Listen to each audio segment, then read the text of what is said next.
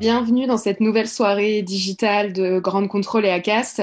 Je suis Laura Eisenstein du studio Grande Contrôle et j'ai le plaisir d'animer cette soirée. Nous sommes sur Twitch maintenant, en direct, et vous pouvez d'ores et déjà réagir, vous manifester sur le chat.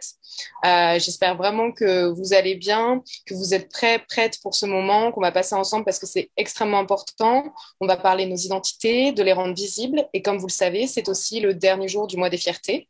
Et pour cela, on va recevoir des personnalités qui s'engagent, qui s'expriment dans le podcast et aussi en dehors du podcast. Et ça promet d'être passionnant. Donc, sans plus tarder, je vous dévoile tout de suite le programme si vous ne le connaissez pas déjà. Ça va commencer par une conférence intitulée Ces podcasts qui questionnent la norme hétéro. C'est donc Léo Tremen, illustrateur queer, qui va recevoir Camille Regache du podcast Camille et Noémie Gmur du podcast Entre deux. Ensuite, on accueillera Géraldine Saratia, conceptrice de podcasts, notamment Dans le genre 2, et Clémence Alzard, dont le dernier documentaire audio s'intitule Nos corps sociaux. Cette rencontre permettra de comprendre comment aborder les questions de genre et d'identité en interview et sera animée par Julien Grenouillot du collectif de la Queer Week, à l'origine du podcast Fury.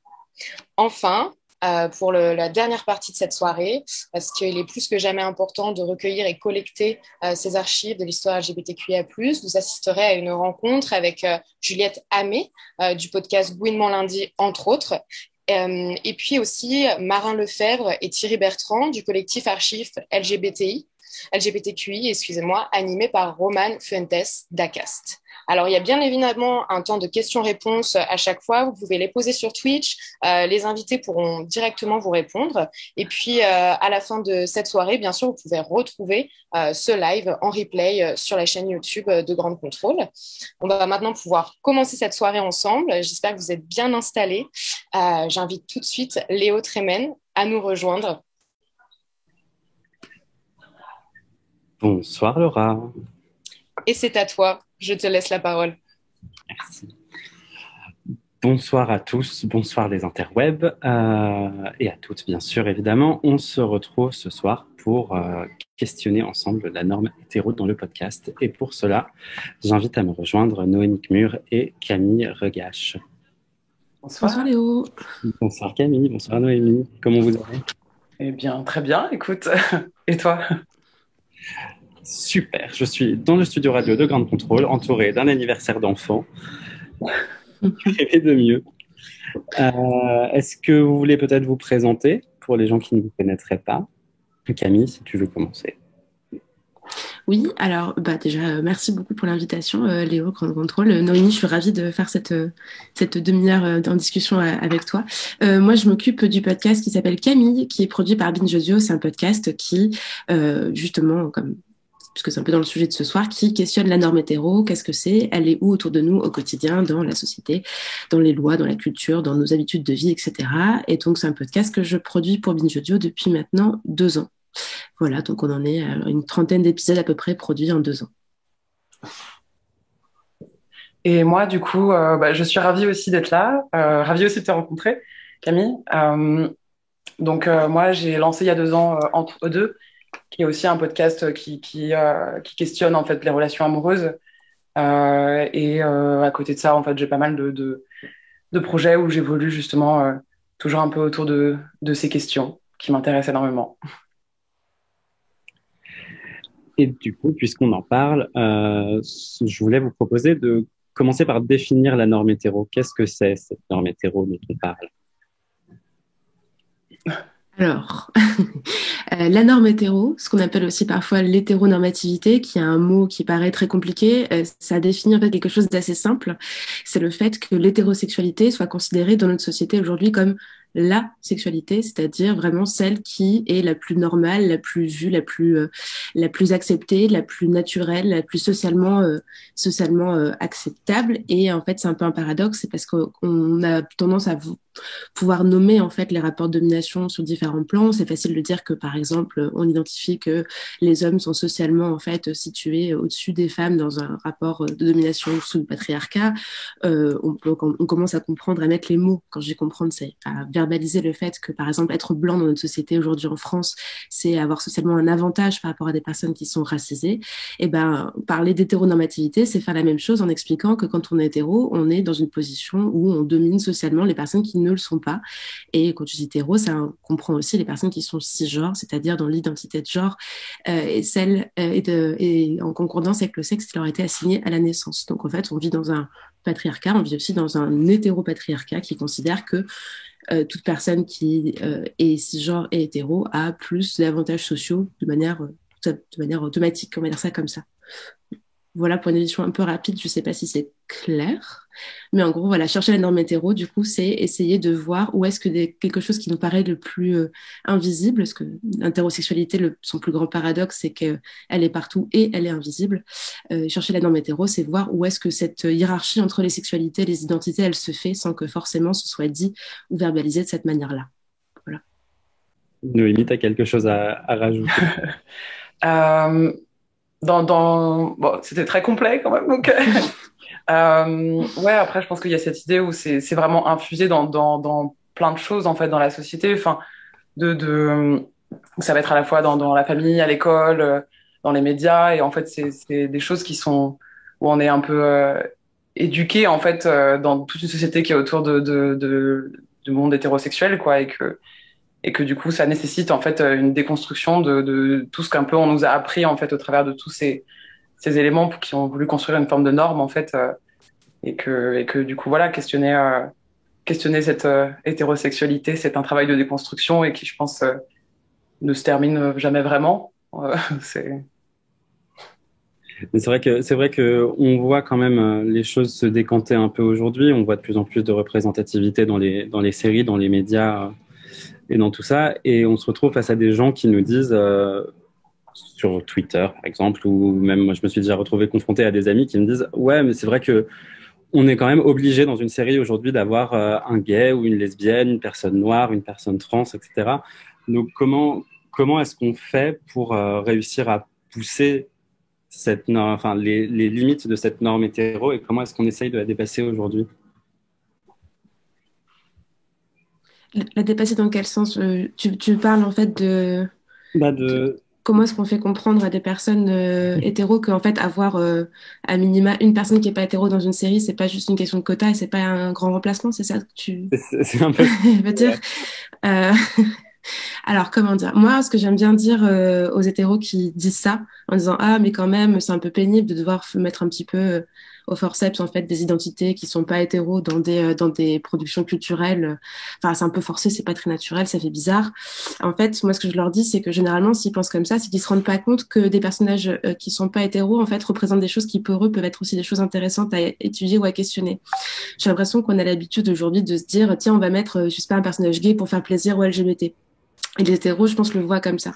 Je suis persuadée qu'en fait, il y a un apprentissage de leur côté à faire, c'est-à-dire de se rendre compte que les manières par exemple, d'avoir des relations sexuelles qui sont présentées pour des personnages qui sont pas hétéros, les manières juste d'avoir des relations, de comment ça se construit, ce que c'est qu'une relation amoureuse ou sexuelle, en fait, telle qu'elle est présentée avec des personnages qui sont pas hétéros, ça dit des choses, en fait, de ce que c'est que la norme hétéro, justement.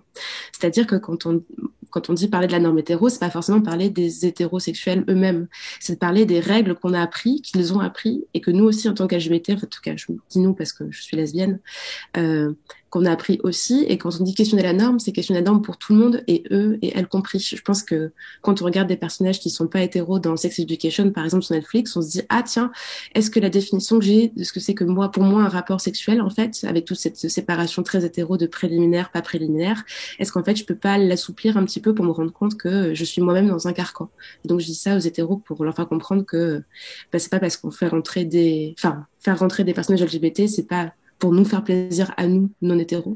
C'est aussi une manière de faire rentrer d'autres conceptions de la vie qui devraient les intéresser, et ils ont tout à gagner à se rendre compte de ce qu'ils ont à retirer de ces narrations-là, je crois.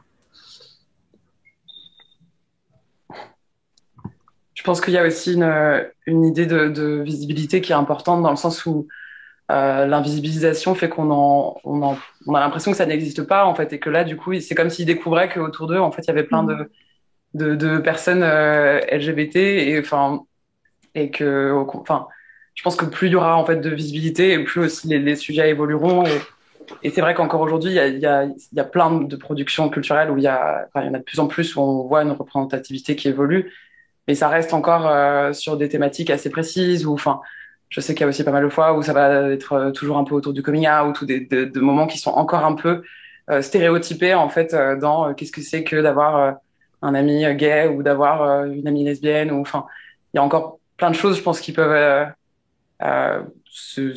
s'améliorer après de toute manière, quoi. Mais tant qu'il y aura de la visibilité, je pense que ça va avancer, quoi, aussi. C'est important. Et pourquoi c'est important aujourd'hui de déconstruire justement cette norme?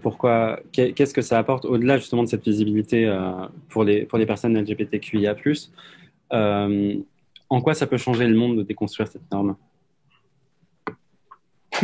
Noémie, je te laisse répondre en premier. Je vais pas répondre en premier à chaque question, ce serait de la triche.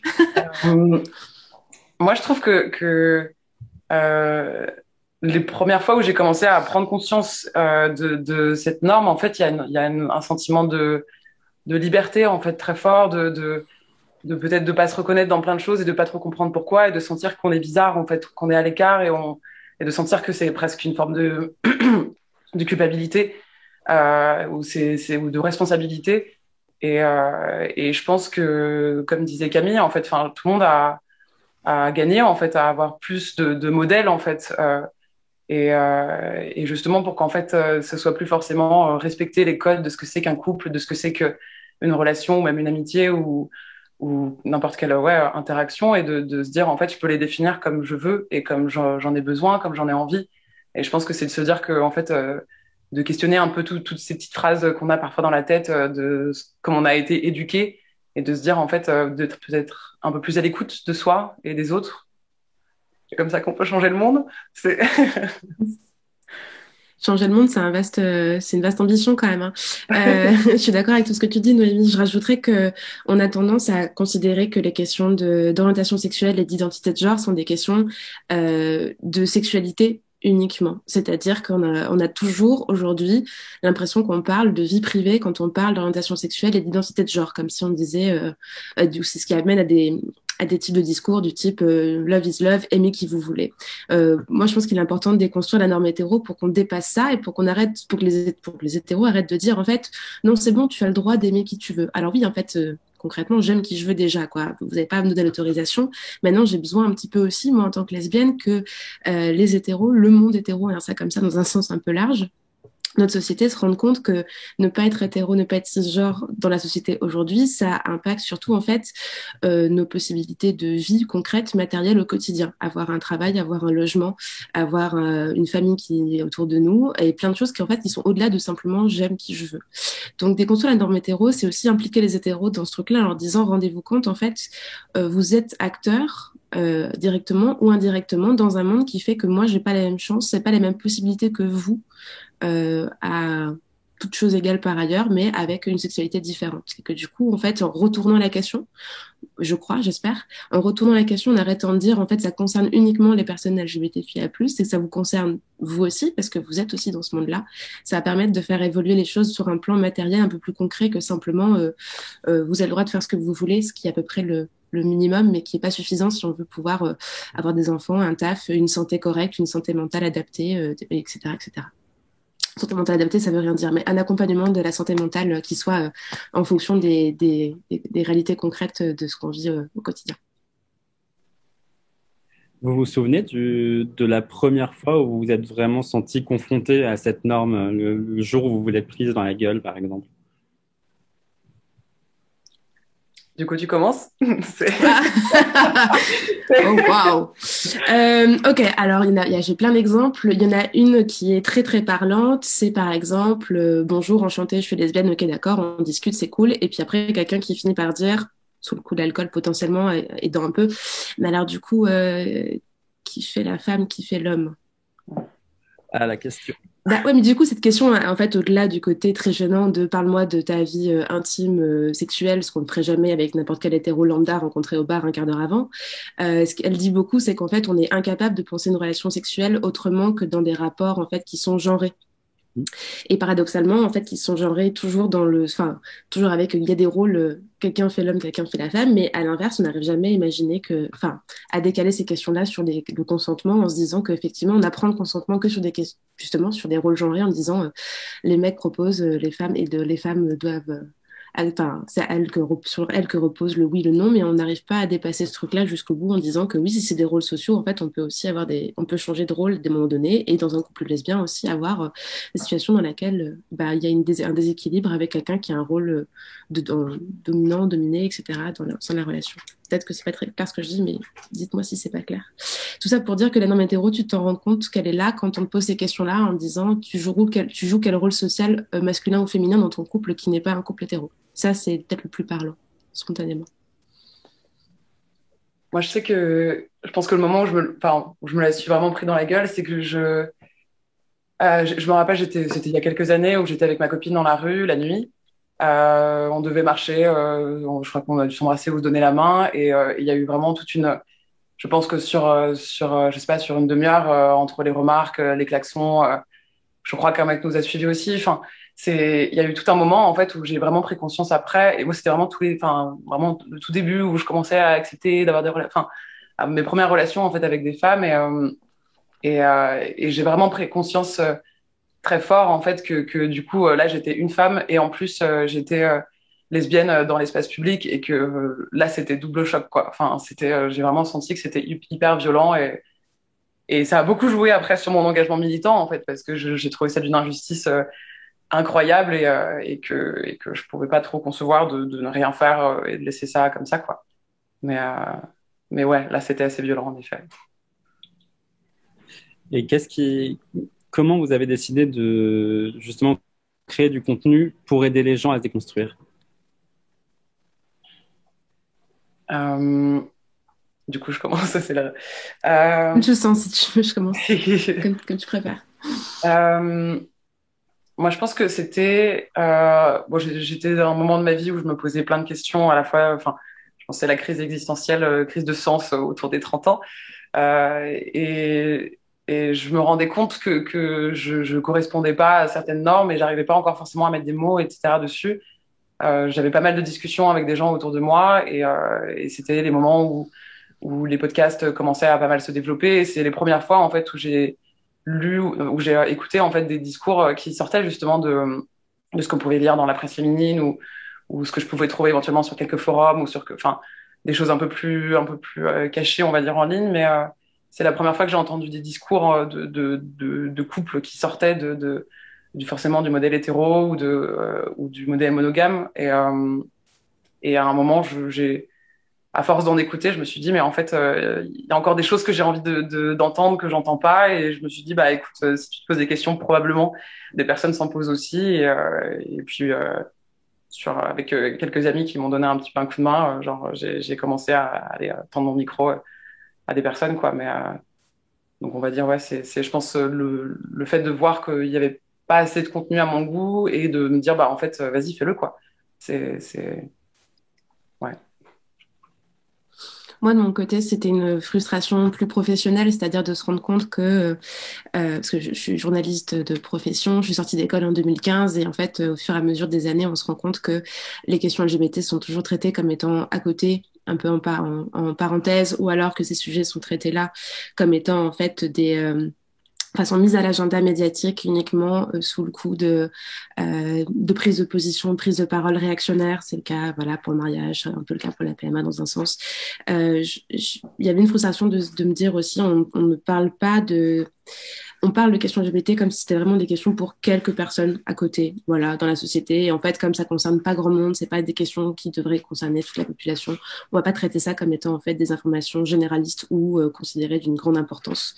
Moi, je suis persuadée qu'au contraire, en fait, les questions qu'on étiquette comme LGBT sont des questions qui concernent absolument tout le monde, et qu'on ne les traite jamais en fait sous cet angle-là en disant ça va intéresser tout le monde, ça va intéresser aussi les hétéros. Moi, je suis par exemple hyper frappée que le traitement médiatique de la PMA soit fait sous le côté bon, ça va permettre aux femmes lesbiennes en couple d'être mères. D'accord, mais en fait, ce qu'on oublie de dire, et moi ça me fascine, c'est que la loi votée hier, elle va permettre à n'importe quelle femme en âge de procréer en fait d'être mère sans mec, sans homme, enfin, je veux dire, dans sa vie. Donc concrètement, en termes d'avancées féministes et de changement de société majeur en termes d'accès à ce que c'est que d'être parent pour une femme cis, je précise évidemment, dans la société, en fait, une loi qui est dictée, donc un sujet qui est dicté comme étant un sujet LGBT, en fait, concerne la moitié des citoyennes de ce pays. Enfin, c'est quand même assez fou.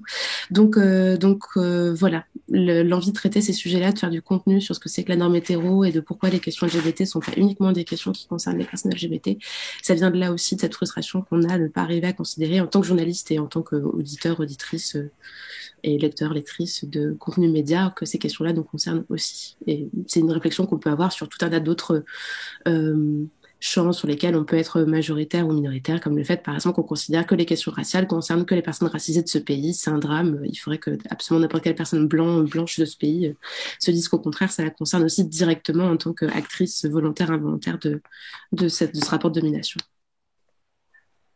Oui, en fait, on est tous garants de nos propres privilèges aussi. Il y a pas, c'est pas parce qu'on est dans une minorité que les questions nous concernent tous. Enfin, nous concernent que la minorité, justement. Ça concerne forcément l'ensemble de la population, puisqu'on est tous acteurs, au final, de ce qui implique les gens, en fait, de ce qui retombe sur les autres. Et toi, Camille, j'ai vu que ton podcast, tu l'es dédié notamment aux personnes hétéros, justement. Oui. Donc, est-ce qu'on peut considérer que tu essayes d'apprendre des choses aux gens? L'idée, c'est de faire un contenu qui soit didactique. Le plus possible. Et puis, de toute façon, j'espère que de toute façon, on fait tous et toutes du contenu en espérant qu'on apporte quelque chose aux gens qui nous écoutent, qu'on peut apporter du divertissement ou en l'occurrence, moi, j'essaie d'apporter on va dire, un peu des briques de compréhension, des mots pour essayer de comprendre ce qu'on peut vivre et parfois juste de remettre en ordre des choses qu'on peut sentir intuitivement et donc de savoir un peu les reclasser dans sa tête. Je pense notamment à des épisodes plus pédagogiques comme celui qui s'appelle Décliner votre identité, qui se propose d'expliquer vraiment la différence entre sexe, identité de genre, orientation sexuelle, expression de genre. Donc c'est un peu pour classer tous ces trucs-là. Et oui, je m'adresse dans ma tête volontairement à des hétéros. C'est-à-dire que j'essaie de me dire à chaque épisode que l'épisode peut être écouté par une personne concernée par ces questions-là et qu'elle puisse lui servir ensuite en l'envoyant à quelqu'un de son entourage qui ne comprend pas ces questions-là. J'aimerais que les épisodes servent à chaque fois que vous avez croisé le énième relou en fait qui vous dit mais je comprends pas la différence entre ça et ça, mais comment ça on peut plus rire de rien et pourquoi je peux pas t'appeler PD, etc. alors que moi je suis hétéro. Donc, au lieu de perdre de l'énergie à réexpliquer à chaque fois les mêmes choses parce que au bout de 10 ans d'explication, moi aussi, je suis un peu fatiguée, j'avoue, de devoir réexpliquer à des gens à chaque fois les mêmes trucs. Non, mais vraiment, hein, il y a quelque chose de l'ordre de l'épuisement aussi, au bout d'un moment. Et ben, je préfère remettre l'énergie. J'espère que ça peut faire économiser l'énergie à des gens aussi qui diront, écoute, j'ai pas le temps de t'expliquer, mais va écouter ça, on en reparle après, quoi. Et j'aime bien cette idée-là. Du coup, chaque émission est pensée comme ça. Par exemple, l'émission Les femmes trans sont des femmes, qui est un debunk de 9 arguments des TERF en fait, en expliquant pourquoi concrètement en fait c'est des arguments qui sont fallacieux. Il est vraiment pensé comme ça pour que des personnes qui sont obligées de devoir à chaque fois expliquer à des amis, à des connaissances, à leur famille, à leurs collègues de travail, c'est quoi les TERF, c'est pourquoi en fait opposer les lesbiennes et les personnes trans ça n'a aucun sens, plutôt que le réexpliquer à la pause café, de dire va écouter l'épisode, on en reparle. Voilà pourquoi je dis que c'est pour les personnes hétéros en fait, avant tout.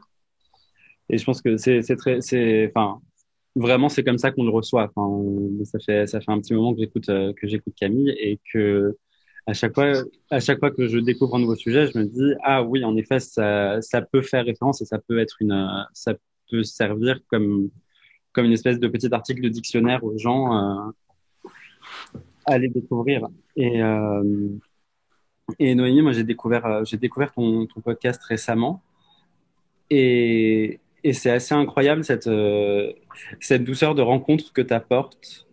Parce qu'en fait, toutes les deux, vous avez des podcasts de rencontre. En fait, à chaque fois, vous rencontrez des gens et vous parlez avec eux de leurs expériences et de comment elles peuvent apporter quelque chose et comment elles servent à déconstruire justement. Et est-ce qu'il y a une rencontre qui vous a plus marqué qu'une autre? Noémie, il faut que tu commences là. Ouais, je faisais le regard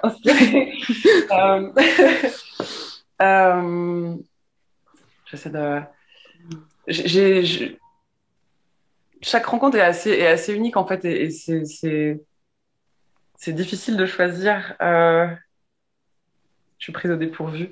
Je pense que la rencontre avec Fanchon était donc Fanchon qui est la personne qui a qui a créé le collectif SEO lesbienne, qui du coup travaille pour améliorer le référencement du mot lesbienne et qui ne renvoie pas uniquement vers des sites pornographiques, parce que on a eu pas mal de couacs en fait pendant cet enregistrement où c'était donc à distance. La première fois, enfin on n'arrivait pas forcément à savoir déjà pour fixer une date. Au final, le jour où on a fixé la date, on était tous les deux nerveuses, et notamment moi, et en fait, j'ai eu un problème avec l'enregistrement. Du coup, j'avais 50 minutes pas enregistrées. Et je sais qu'après, en fait, on a continué à échanger. En fait, il y avait beaucoup de bienveillance parce que après, elle a eu de son côté des problèmes un peu personnels. Enfin, et en fait, on avait un échange qui était presque comme deux amis, et elle était hyper heureuse en fait au final de la refaire, de peut-être retravailler un peu la manière dont elle s'exprimait. Et, euh, et ça a été hyper fort, et je sais que il y a toujours aussi moi le moment où je suis assez nerveuse en fait quand je sais que la personne va écouter l'épisode, parce que je passe beaucoup de temps au montage à faire en sorte de conserver le discours tout en essayant de rentrer aussi dans un temps quand même pas trop long, et que ça va mettre un petit peu de sens, de rythme, etc. Et c'est vrai qu'elle m'avait envoyé un message où elle était hyper touchée, et enfin ça m'a bouleversée en fait, parce que je pense que on le fait pour les autres, pour que des gens découvrent des nouvelles histoires, mais il y a aussi ce truc de donner la parole à des gens, à des personnes, et j'avais un peu ce sentiment de devoir accompli de quelque chose, de me sentir de reconnaissance, mais dans un sens par une personne où ça m'a fait beaucoup de bien. Donc ouais, je pense que c'était une très belle rencontre parmi tant d'autres. Moi, du coup, c'est compliqué de choisir, hein, mais je dirais Baptiste Beaulieu, l'entretien que j'avais fait à la fin de l'année dernière autour du soin, de la pratique de la médecine, et en quoi, en fait, la médecine qui se veut la plus neutre possible, sous couvert de c'est une pratique scientifique, etc., on traite des corps, etc., etc., est en fait une pratique qui discrimine forcément selon l'orientation sexuelle et l'identité de genre. Et donc, j'étais allée le voir à Toulouse pour faire cet entretien qui était hyper long. Et d'habitude, les épisodes, je les fais à Paris, dans les studios de Binge Audio, avec une personne à la réalisation. Donc, du coup, c'est un peu différent comme ambiance. Là, du coup, j'étais chez lui, donc ça a changé un peu tout. J'étais un peu de retour sur une forme de reportage, et c'est pas le même rapport qu'on a aux interviewés quand on passe 1 heure et demie, 2 heures avec le micro comme ça, en train de les regarder parler, plutôt que d'être dans le studio tranquillement assise. Donc, le rapport était différent. La parole était plus intime aussi que sur des sociologues qui parlent de leurs travaux et pas forcément de leurs observations et ressentis très personnels. Donc, voilà, j'irai l'entretien avec Baptiste Beaulieu d'il y a 6 mois. Et qu'est-ce que vos podcasts ont changé pour vous? Comment ils vous ont transformé? Oh merde, c'est à moi de commencer. Ah, j'ai perdu à la roulette russe. Alors, c'est super dur comme question, Léo. Qu'est-ce que ça a changé? Moi, ça m'a déjà forcé à, à faire un coming out public irréversible quelque part, en fait. C'est que concrètement, non, mais je dis ça en rigolant, mais c'est vrai. C'est-à-dire que j'avais déjà dit publiquement que j'étais lesbienne à plein de personnes avant. Je l'avais dit dans des émissions de radio associatives, mais bon, c'est quand même pas les mêmes impacts que les faire sur un podcast où c'est quand même marqué, qui en plus porte mon prénom par ailleurs. On peut vraiment pas se défiler et dire c'est pas moi, salut, quoi. Donc ça a déjà changé ça. Ça veut dire qu'en fait que pour moi, ce que ça a changé concrètement depuis 2 ans, c'est que je sais que quoi que je décide de faire comme métier, enfin comme journalisme dans le futur, je serai toujours une journaliste étiquetée comme lesbienne. Et donc, en fait, avant tout, moi, ça a changé ça. C'est-à-dire que c'était une décision qui, professionnellement, aura des conséquences, en fait, positives et négatives, les deux à la fois, je pense. Hein. J'espère et j'en suis à peu près persuadée, comme je pense qu'on va dans le bon sens de l'histoire. Mais dans tous les cas, ça aura ça comme conséquence sur le long terme, et c'est quelque chose qui ne changera plus. Voilà. Donc ça, c'est une vraie différence, de plus avoir le choix de faire son coming out en disant je suis lesbienne ou pas. Et donc moi, au quotidien, ce que ça change, c'est qu'on arrête généralement de me demander est-ce que j'ai un copain. Et ça m'est arrivé il y a pas longtemps avec des gens qui m'avaient jamais croisé. J'ai pas parlé de travail avec elle, et ça fait bizarre. Toi, du coup, tu as un gars Non. Non, non, parce que du coup, voilà, maintenant, j'ai plus à faire des coming out tout le temps partout en disant que je suis lesbienne. Euh, Moi, ce que ça a changé, c'est que je pense que avant de lancer, enfin, j'avais toujours été intéressée en fait par les questions autour de la sexualité, du genre, et je pense et dans mon adolescence, et peut-être dans le début de mes études, c'était quelque chose qui m'intéressait, mais dont je n'osais pas forcément parler, ou parce qu'il y avait aussi pas mal c'était quelque chose dont on parlait pas beaucoup. Enfin, ça restait quand même très tabou. Enfin, et je pense que c'est quand il y a 2 ans où il y a eu de plus en plus de comptes Instagram qui parlaient de sexualité. Euh, Aussi Sex Education, la série a aussi, enfin, pas mal changé de choses, je pense. Et je pense que là, je me suis dit, en fait, faut y aller, en fait, parce que c'est un truc où ça, tu l'as un peu au fond de toi que tu l'as planqué. Et en fait, là, je pense que ça ressortait en mode, bon, ok, là, maintenant, c'est bon, quoi. Et, euh, et en fait, au fur et à mesure, à force de rencontrer des personnes, je me suis rendu compte que j'avais aussi quelque chose qui m'intéresse beaucoup, c'est d'aller un peu au-delà du reportage, parce que je me rendais compte que j'en fais un peu moins maintenant, mais j'interviewais aussi pas mal de couples et je les faisais en interview croisée, donc je les interviewais séparément. Et, euh, et qu'il y avait toujours un moment où je captais un peu des choses dans ce qui se passait entre eux, et c'était des moments assez forts. Et en fait, bah, il y a un an, je me suis dit, mais je pense que j'ai un peu envie de me diriger vers la thérapie, en fait, de pouvoir accompagner en fait des gens à la fois dans tout ce qui est thérapie de couple, mais aussi dans tout ce qui va être accompagner des gens dans leur sexualité. Et donc là, j'ai passé mes examens la semaine dernière, mais donc voilà, j'ai repris des études dans sexothérapie pour aller, je pense, un cran plus loin et quelque chose de plus, peut-être plus intime, en fait, dans le sens d'être vraiment avec une personne, de pouvoir travailler sur quelque chose. Et, euh, et voilà, ça a changé quand même pas mal de trucs, du coup. C'est génial. Mm. Euh, on me chuchote dans l'oreillette qu'on peut passer aux questions du public. Donc, si vous avez des questions, n'hésitez pas à nous les envoyer. Je vais me faire un plaisir de les poser à nos invités. Et on a une première petite question. Après ces 2 ou 3 années de contenu, pensez-vous à vous exprimer autrement, c'est-à-dire via un autre médium, un autre canal de transmission d'informations? Euh, c'est à moi de commencer, du coup. Je sais pas. Je sais pas dans quel sens on est là. Bon, vas-y, Camille. Euh, Bah, moi, déjà, d'une manière, enfin, déjà, je vais continuer le podcast. Il va y avoir je suis en train d'écrire actuellement un livre, en fait, qui va pas être une retranscription des épisodes, mais plutôt quelque chose enfin, une espèce de synthèse, un truc plus global pour justement, on peut définir ce que c'est que la norme hétéro et ce que ça provoque comme privilège dans la société et comment est-ce qu'on s'en rend compte, on dit bien aller, etc., etc. Donc, je suis en train d'écrire ça et ça devrait sortir à la fin de l'année. Donc, techniquement, c'est un autre médium, l'écrit. Voilà. Donc, je suis actuellement en train d'un peu de galérer là sur ce dossier-là. Donc, j'écris. Voilà.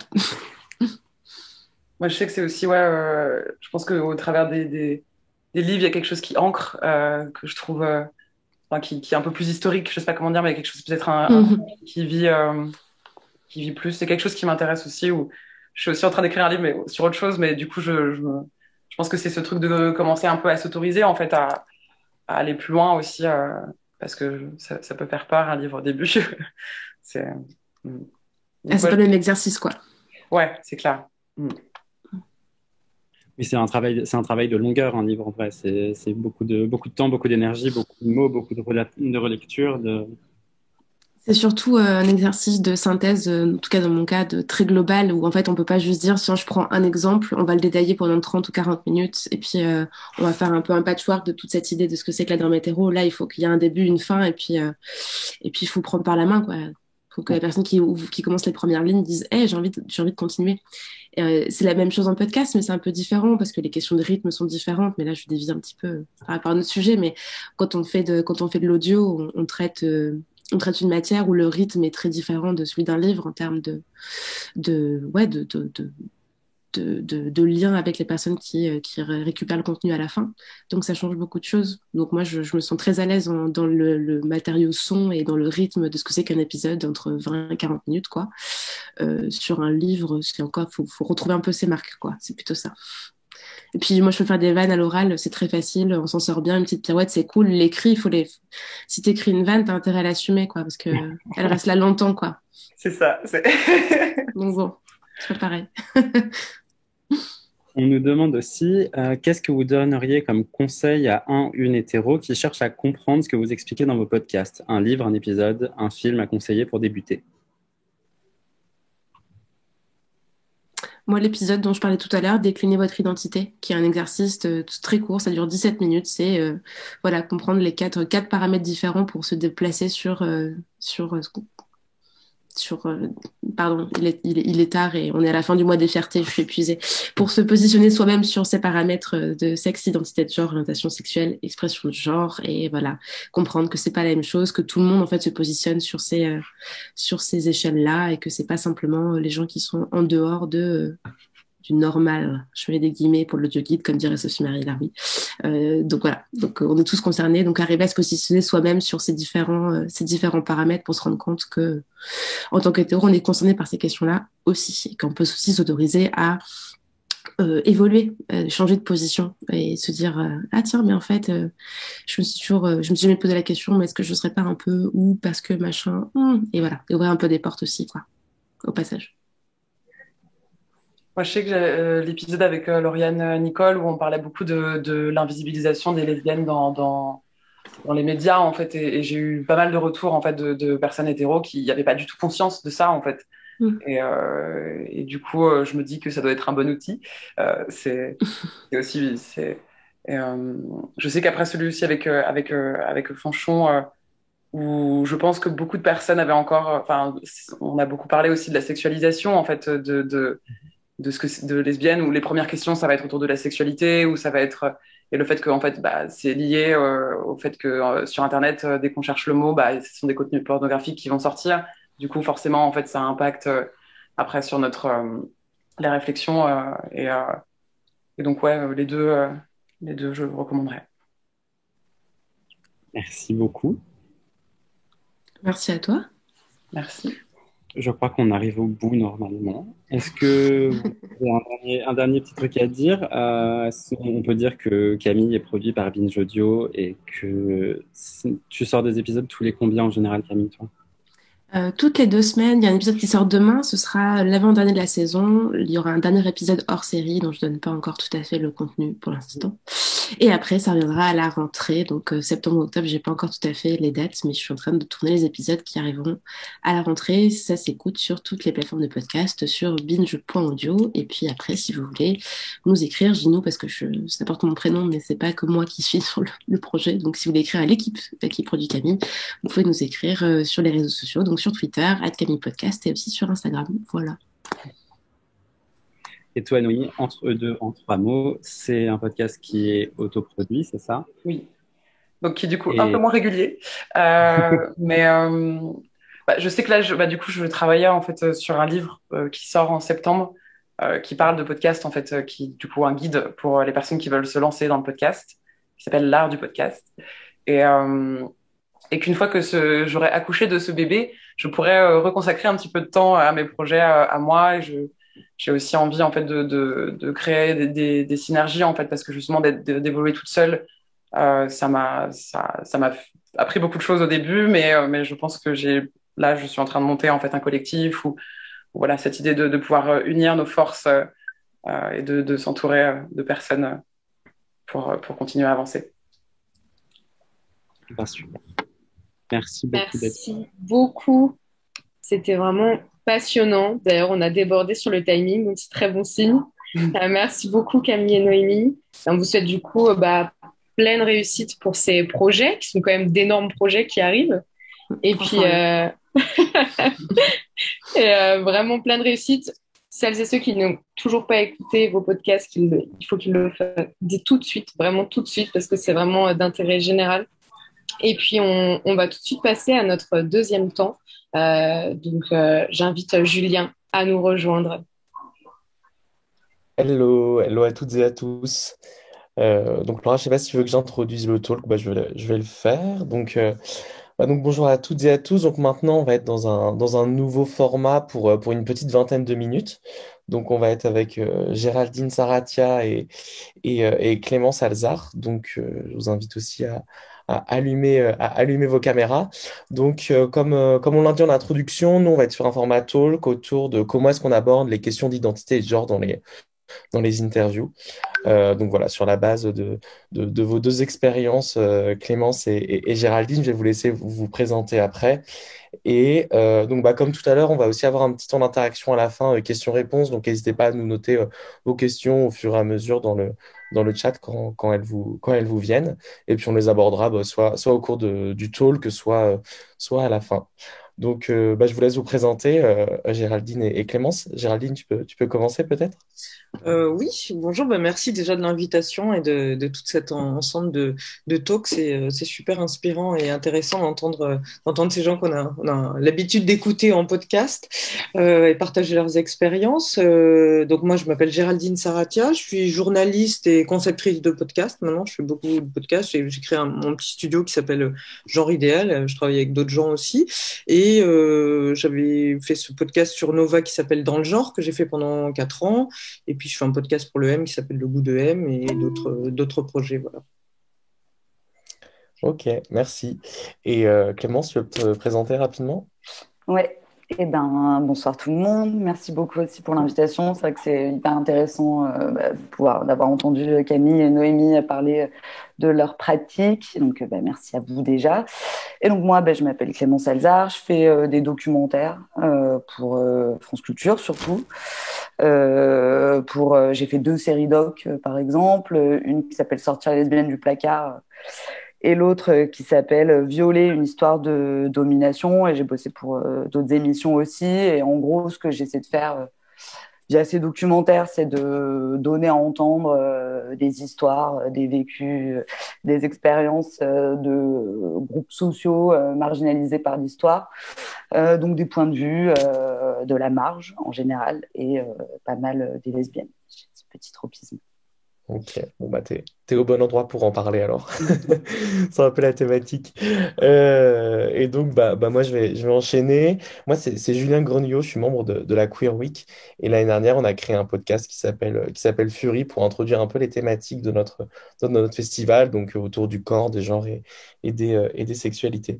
Moi j'avais une première question que j'aurais aimé vous poser. Ce que je trouve intéressant, c'est qu'en plus vous avez vraiment des approches et des styles que je trouve assez différents. C'est vous, comment est-ce que vous en êtes arrivé à aborder les questions d'identité et de genre dans le podcast? Qu'est-ce qui a été l'élément déclencheur ou un peu quels sont un peu les objectifs que vous essayez de poursuivre lorsque vous faites des podcasts sur cette thématique? Alors, moi, j'avais pas vraiment d'objectif, hein, ça s'est pas posé comme ça. C'est plutôt le résultat d'un parcours personnel.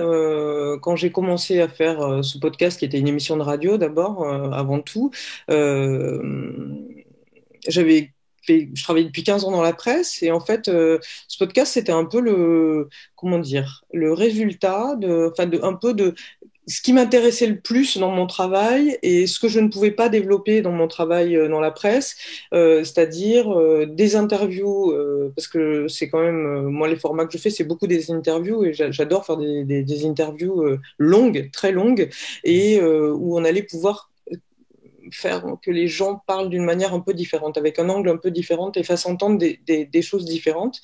Et en fait, ces problématiques-là, elles sont venues assez naturellement. Bon, c'est quelque chose qui montait, hein, je l'avais suivi pendant que j'étais aux Inrocks et tout ça, enfin, tous ces livres sur le genre, toute cette pensée-là, évidemment. Et puis en fait, je crois que c'était des questions qui étaient hyper présentes et personnelles. Moi, depuis que je suis enfant, même si je l'ai formalisé pas forcément aussi précisément, mais en fait, c'est vraiment quelque chose de très personnel pour moi, voilà. Et ensuite, je trouvais que c'était un outil hyper intéressant pour pour essayer de faire entendre ce qu'est un individu aujourd'hui, quoi, en fait, à notre époque, quoi, d'arrêter de lui demander, parce que moi, c'est en rapport avec la culture aussi, ce que je fais vraiment, donc c'est pas que une approche de genre sociologique ou le travail que fait Camille qu'on a entendu, c'est assez différent. Moi, c'est toujours lié à des artistes, souvent, et en fait, plutôt que leur demander, comment tu as fait cet album, pourquoi, machin, ce que j'avais énormément fait, c'est essayer de les faire parler différemment et essayer de que l'auditeur, à la fin, en toute humilité, il ait un petit peu une idée d'un trajet. Parce que le genre aussi, c'est un échec, hein, on échoue tous, en fait. Et je crois que ce qui est intéressant, c'est de voir comment chacun bricole avec ça et qu'est-ce qu'il construit avec ça, tant bien que mal. Et c'est ça qui m'intéresse, voilà. Si ça a un sens. Et moi, c'était aussi à la base, je pense, un point de départ assez intime. J'aime beaucoup la radio, j'ai envie d'en faire depuis très très longtemps. Moi, j'écoutais pas France Culture quand j'étais petite ou ado, mais en tout cas, j'ai toujours beaucoup écouté la radio.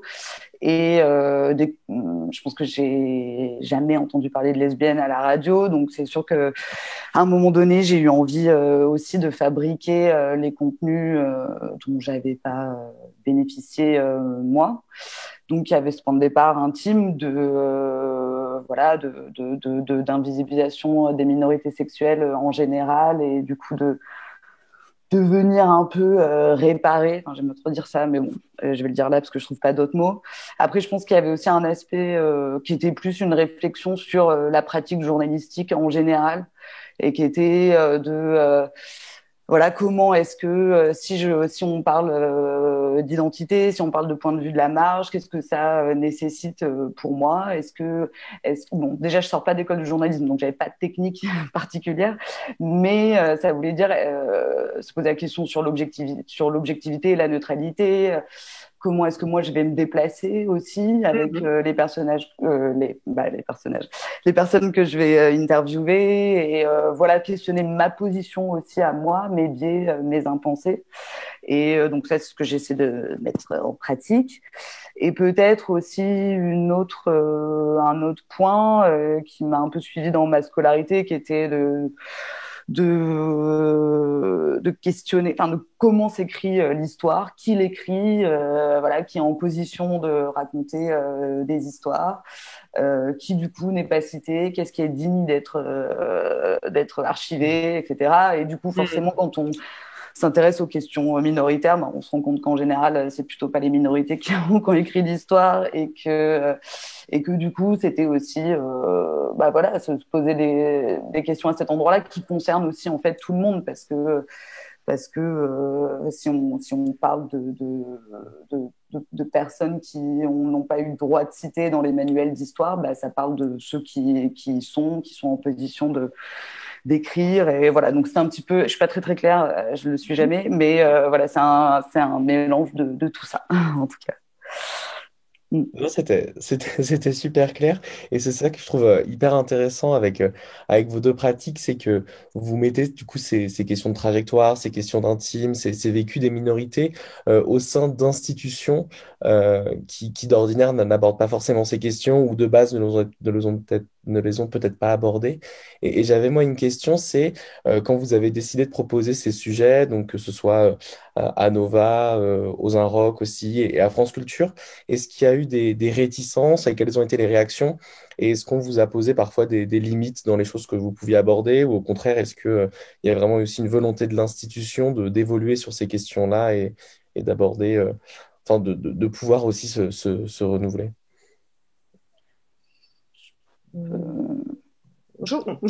Moi, je sais pas, parce que dans la presse, moi, j'ai senti qu'il y avait une évolution quand même. C'est-à-dire que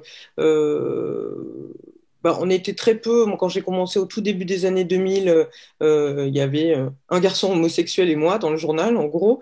Et c'est vrai qu'on poussait beaucoup ces sujets-là, aussi par rapport au groupe auquel on s'intéressait. Moi, je couvrais beaucoup la musique, par exemple, et donc les choix de dire, moi, je veux faire le tigre, moi, je veux faire machin, tout ça. Bon, arriver à imposer ces sujets-là, à leur faire comprendre que c'était intéressant et pas juste mes lubies à moi ou tout ça. Bon, ça a été tout un truc. Après, il y a eu de la confiance, et puis après aussi, il y a eu un effet comment dire, la société, elle est dans notre sens, quoi. Donc en fait, c'est des sujets qui montaient de plus en plus.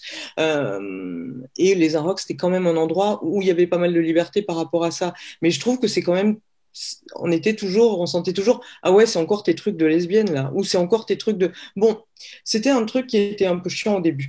Et puis après, à Nova, moi j'ai réussi à vendre le truc en disant à Bernard Zécry à l'époque, que le genre, c'était pas justement que mes histoires de lesbiennes, c'est que ça intéressait tout le monde et ça parlait à tout le monde et que du coup, c'était un questionnement qui pouvait intéresser tout un chacun en fait. Et vraiment, et l'émission, elle a été, certes, il y a eu énormément de personnes LGBT, queer, des personnes trans qui ont été invitées, mais il y a eu aussi des personnes hétéros, tout ça. Bon, parfois c'était plus compliqué parce qu'ils n'avaient pas forcément une conscience de ça, mais qu'ils n'avaient pas forcément toujours établi. Enfin, il y a des questions que je leur posais, je voyais bien que ça tombait à plat, mais pas toujours non plus. Il faut pas généraliser. Mais l'émission, elle a toujours été conçue pour être ouverte d'une certaine façon, et c'est comme ça que j'ai réussi à la vendre en tout cas, et que j'avais envie de la faire aussi. Et pour moi, je pense qu'il y a plusieurs choses. Je vais commencer par dire un truc qui semble être pour encenser France Culture, mais je vais un petit peu nuancer juste après. Mais je le vois quand même quand je recherche des archives, notamment pour mes docus. Par exemple, quand j'ai fait un documentaire sur Monique Wittig, il y avait que sur France Culture qu'elle avait été interviewée.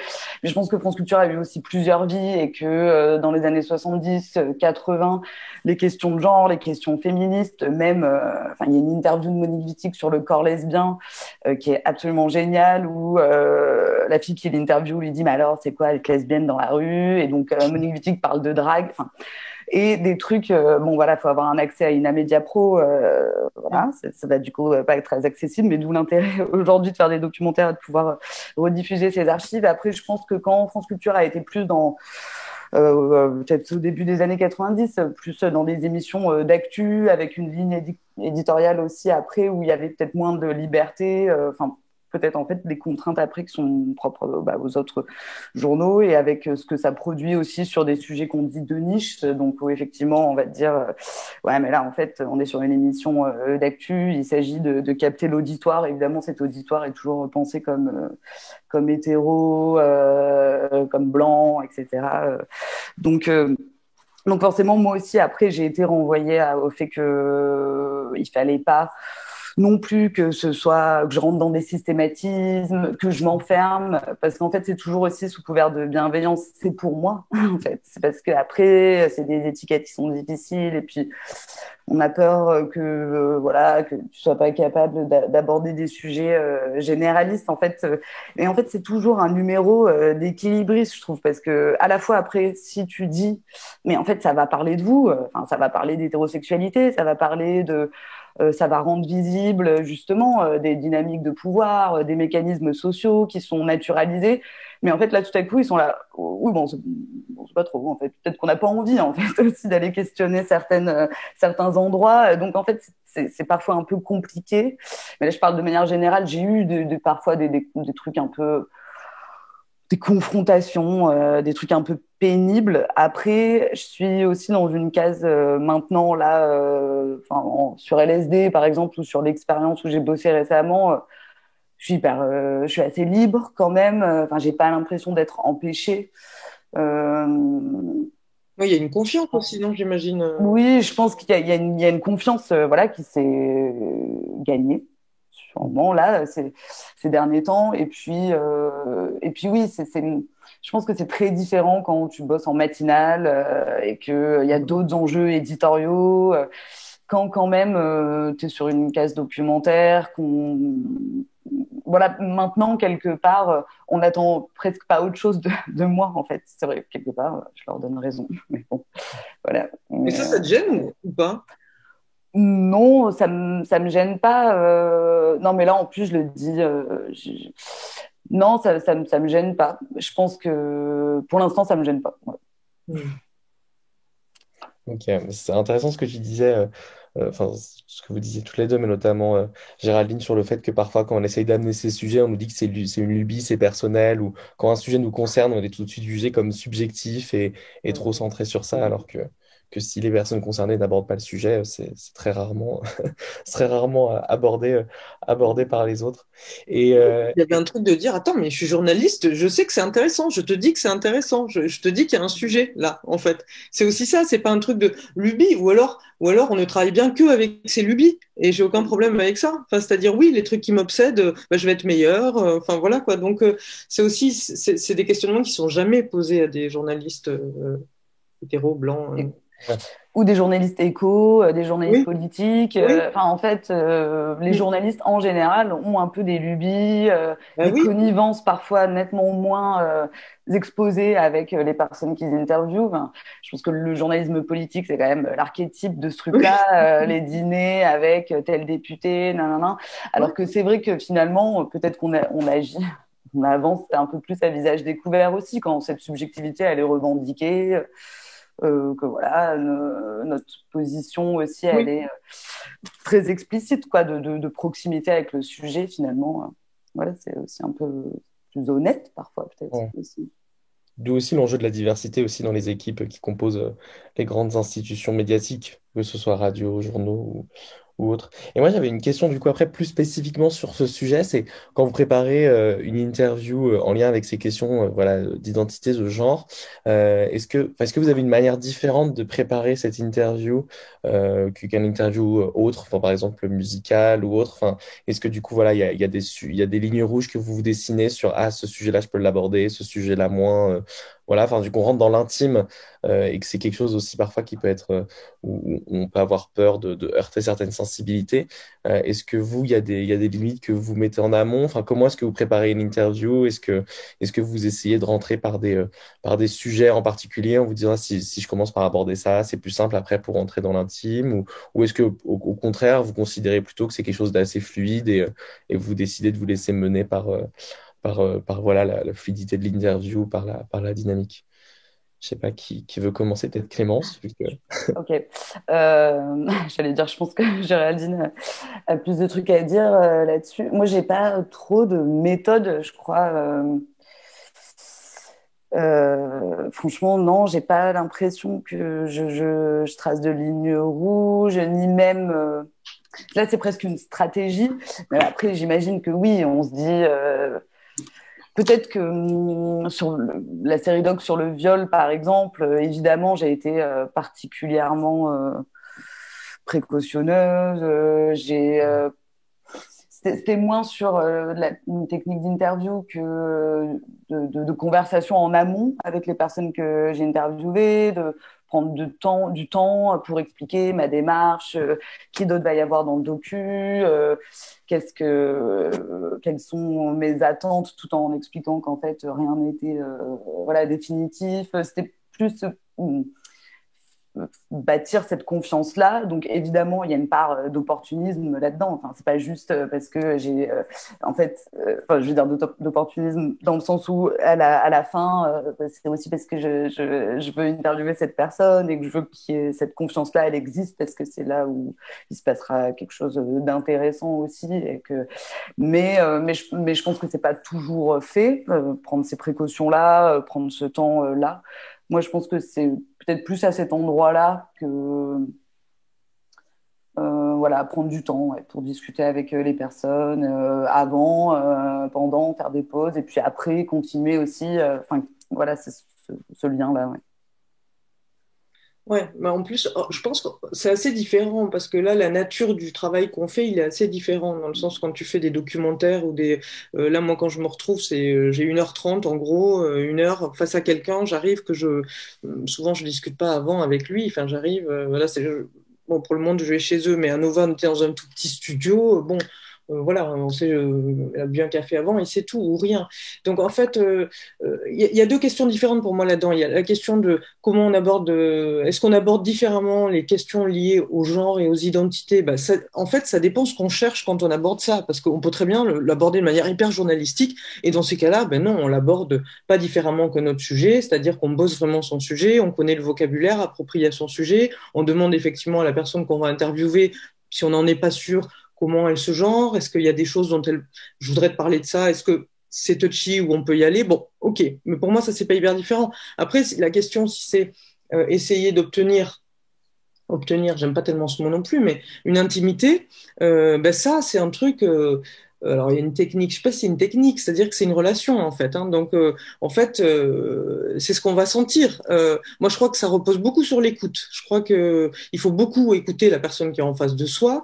Euh, Moi, je pense que j'essaie jamais de tirer les choses aux gens. Et en fait, généralement, je vois, ah, ils y vont, ils y vont, ils y vont. Et en fait, je me dis, ben oui, cette personnage, je la sens, c'est un regard, c'est quelque chose. Là, je peux lui demander ça. Mais en fait, je crois que, enfin, je sais pas si on peut dire ça. J'ai écouté l'autre fois sur Florence Aubenas, là, dans À voix nue, là, sur Culture, qui disait, je ne pose pas aux autres des questions auxquelles moi-même je ne pourrais pas, je ne pourrais pas répondre. Alors, je sais pas si c'est vrai dans mon cas. Et en même temps, je comprends ce qu'elle veut dire, c'est-à-dire, voilà, une espèce de frontière personnelle. C'est-à-dire, mais c'est plus dans la façon de poser la question, je crois, alors voilà, technique, c'est peut-être un bien grand mot. Moi, je crois qu'en tout cas, de l'écoute. Voilà, si on veut obtenir quelque chose d'intime, en tout cas. Mais oui, en fait, évidemment. Ouais, ouais, je voulais juste approuver. C'est peut-être un peu vide ce que je dis, mais en fait, en vrai, je crois que c'est vraiment ça. C'est-à-dire que, mais c'est quelque chose c'est beaucoup de concentration, faut avoir beaucoup travaillé en amont et il faut sentir, je sais pas, ah tiens, c'est à cet endroit pour elle que ça se joue ou pour lui que ça se joue et là, il faut y aller. Mais enfin voilà, c'est un truc un peu comme ça, quoi. Mais où on obtient des choses un peu différentes. Voilà, c'est.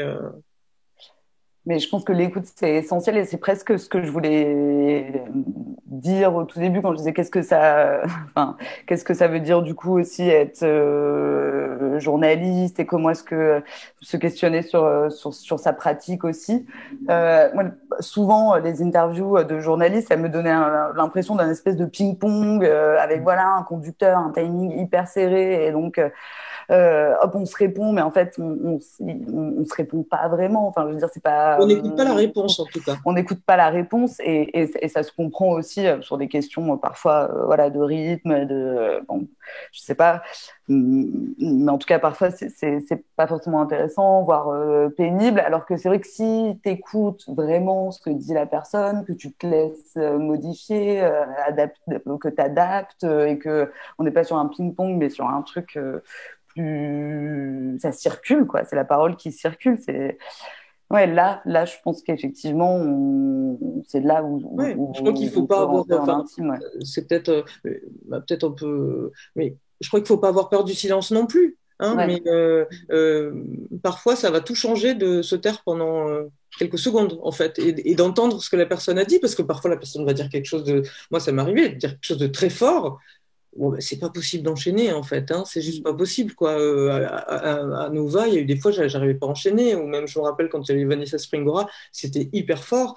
Et il y a ça aussi, c'est qu'on reçoit en fait. Alors faut faire la frontière en soi, hein, c'est pas mais il y a la parole engendre des effets et sur notre corps, sur nos émotions, il y a des choses parfois qui font écho très fort. C'est voilà, donc tout ça mais je trouve ça assez passionnant moi. Mais voilà, enfin je trouve qu'il faut y aller calmement quoi. Je sais pas si ça aide beaucoup, mais Oui, yes, vous avez donné pas mal de clés entre, ouais, déjà, je pense le plus important, enfin, un truc important aussi qui a été dit, c'est vraiment c'est déjà appropriation du vocabulaire, mais ça, je pense que c'est vraiment le travail journalistique ça, aussi c'est de. vrai que c'est un prêt, comment dire, mais c'est vrai que c'est pas toujours acquis encore dans la presse généraliste. Je pense que ça évolue de plus en plus, mais non, puisqu'on le voit encore sur Instagram souvent, ou des personnes trans qui râlent de la personne, de la façon dont elles ont été traitées par les médias ou tout ça. Bon, il y a encore énormément de travail, mais ça a beaucoup évolué par rapport à il y a 10 ans quand même. On va envoyer le replay de cette émission du coup à tous les à tous les grands noms de la presse. Moi j'ai encore plein de questions, mais du coup ceux qui nous écoutent, celles et ceux qui nous écoutent, n'hésitez pas à les poser dans le chat pour qu'on puisse aussi les poser à Clémence et Géraldine. Mais en tout cas, là vous avez donné quand même pas mal de petits tips, notamment ouais, sur l'écoute, sur voilà aussi laisser des silences et vraiment aussi être dans cette forme d'écoute active. Et c'est ça moi aussi que je trouve hyper intéressant aussi quand on interviewe des gens, c'est qu'il y a vraiment aussi une théorie de la réception de la parole, c'est-à-dire que ça nous transforme nous-mêmes en écoutant et l'interview n'est jamais ce qu'on avait programmé à la base. Et même moi, je trouve que ça m'aide vachement à évoluer moi-même. C'est une sorte de, parfois même de psychothérapie en live. C'est ça qui est assez drôle. Ouais, Et, après, ça ne veut pas dire qu'on va n'importe où non plus. Enfin, moi, je sais où je vais, en fait, quand je fais une interview, même si après, à l'intérieur de ce cadre, ça peut complètement bouger. Mais il y a quand même vous voyez, enfin, il y a quand même une direction à tenir, quoi. Voilà. Mm. Vérité, ouais. Et du coup, moi, je me demandais, le fait que vous travaillez toutes les deux pour des institutions, on va dire, assez prestigieuses ou des grands noms, est-ce que vous avez l'impression que parfois ça change quelque chose dans la dynamique de l'interview? Enfin, est-ce que parfois vous avez des personnes que vous allez interroger qui se sentent impressionnées au début en disant, ah waouh, France Culture, Nova, Le Monde, parce que moi, du coup, c'est pas des choses que je rencontre parce qu'on est sur quelque chose d'hyper confidentiel, mais est-ce que vous, des fois, vous avez eu l'impression que les gens ont pu être impressionnés par la structure qui vous héberge. Moi, ils sont quand même tous très rompus à l'exercice médiatique. Justement, moi, mon travail, c'est d'essayer de les faire sortir de ça. Donc, si c'est des gens qui sont quand même qui ont l'habitude de parler, qui sont assez connus, puisque voilà, on me demande d'interviewer des gens très connus. Je pense que pour Clémence, c'est peut-être très différent dans une optique de documentaire, mais après, il y a une certaine idée du monde, il y a une idée symbolique du monde. Peut-être que voilà. Enfin, mais impressionné, je suis pas sûre. Moi, je pense que, bon, après, tout dépend de l'interlocuteur, mais oui, ça peut être impressionnant parce que, effectivement, un certain nombre de personnes que j'interviewe sont pas rompues à Oui, l'exercice. Mais je trouve que le plus fort, c'est plus à quel point ça légitime, en fait. oui, c'est fou, Ça, hein. Hmm. pour le coup, je pense que j'aurais galéré à avoir certaines personnes en interview si j'avais pas, surtout au début, si j'avais pas ce précieux sésame qui est France Culture et qui dit bon, ok, c'est un gage de sérieux. Donc moi, je pense que ça a été plutôt quelque chose qui m'a aidé moi. Et après, j'espère en tout cas pour celles et ceux qui ont pu être impressionnés, que moi je le suis un peu moins impressionnante. Donc du coup, bon bah voilà, ça Oui. compense quoi. Oui, moi, je pense que dans ce que tu dis, je pense que ça, le fait que ce soit le monde, quoi, ça participe qu'ils acceptent que je leur demande beaucoup de temps et que je reste que je vienne chez eux parce que parfois en promo on me dit ah non mais ce sera qu'une demi-heure, je dis ah non non non non non, moi il me faut 1 heure et demie hein, parce que sinon on va pas le faire. Donc et en fait si je suis dans une petite radio associative ou comme ça, ils vont me dire ben non mais on va pas le faire. Mais si c'est le monde, bien sûr que ça joue, bien sûr. Mais après bon voilà. Mm. Ouais, c'est intéressant. En fait, c'est l'effet complètement inverse de ce que j'avais Ah pu bon? imaginer ou autre. Ouais, non, mais je pensais plutôt que ça allait impressionner, mais du coup, c'est vrai que c'est intéressant. Parce que ça légitime d'autant plus la parole, ouais, du fait aussi que ce soit plus reconnu et qu'il y ait pas mal de gens. Et moi, j'ai une dernière question, du coup, et peut-être que vous voulez en poser aussi, Clémence ou Géraldine. Moi, ma dernière question que j'avais, c'était est-ce que, du coup, vous trouvez que parfois il y a une complexité de la part des personnes que vous interrogez à se positionner, bah, notamment sur ce que disait Camille, hein, sur les différents spectres, sur le spectre du genre, de leur orientation sexuelle ou autre. Est-ce que du coup, notamment pour des gens qui ont pas l'habitude de s'exprimer sur ces questions-là, est-ce que vous trouvez qu'il y a une difficulté à se positionner sur ces termes-là, sur ces sujets-là, ou est-ce que vous trouvez que ça se fait de manière plutôt fluide? Alors moi, j'ai pas été là récemment sur mes documentaires.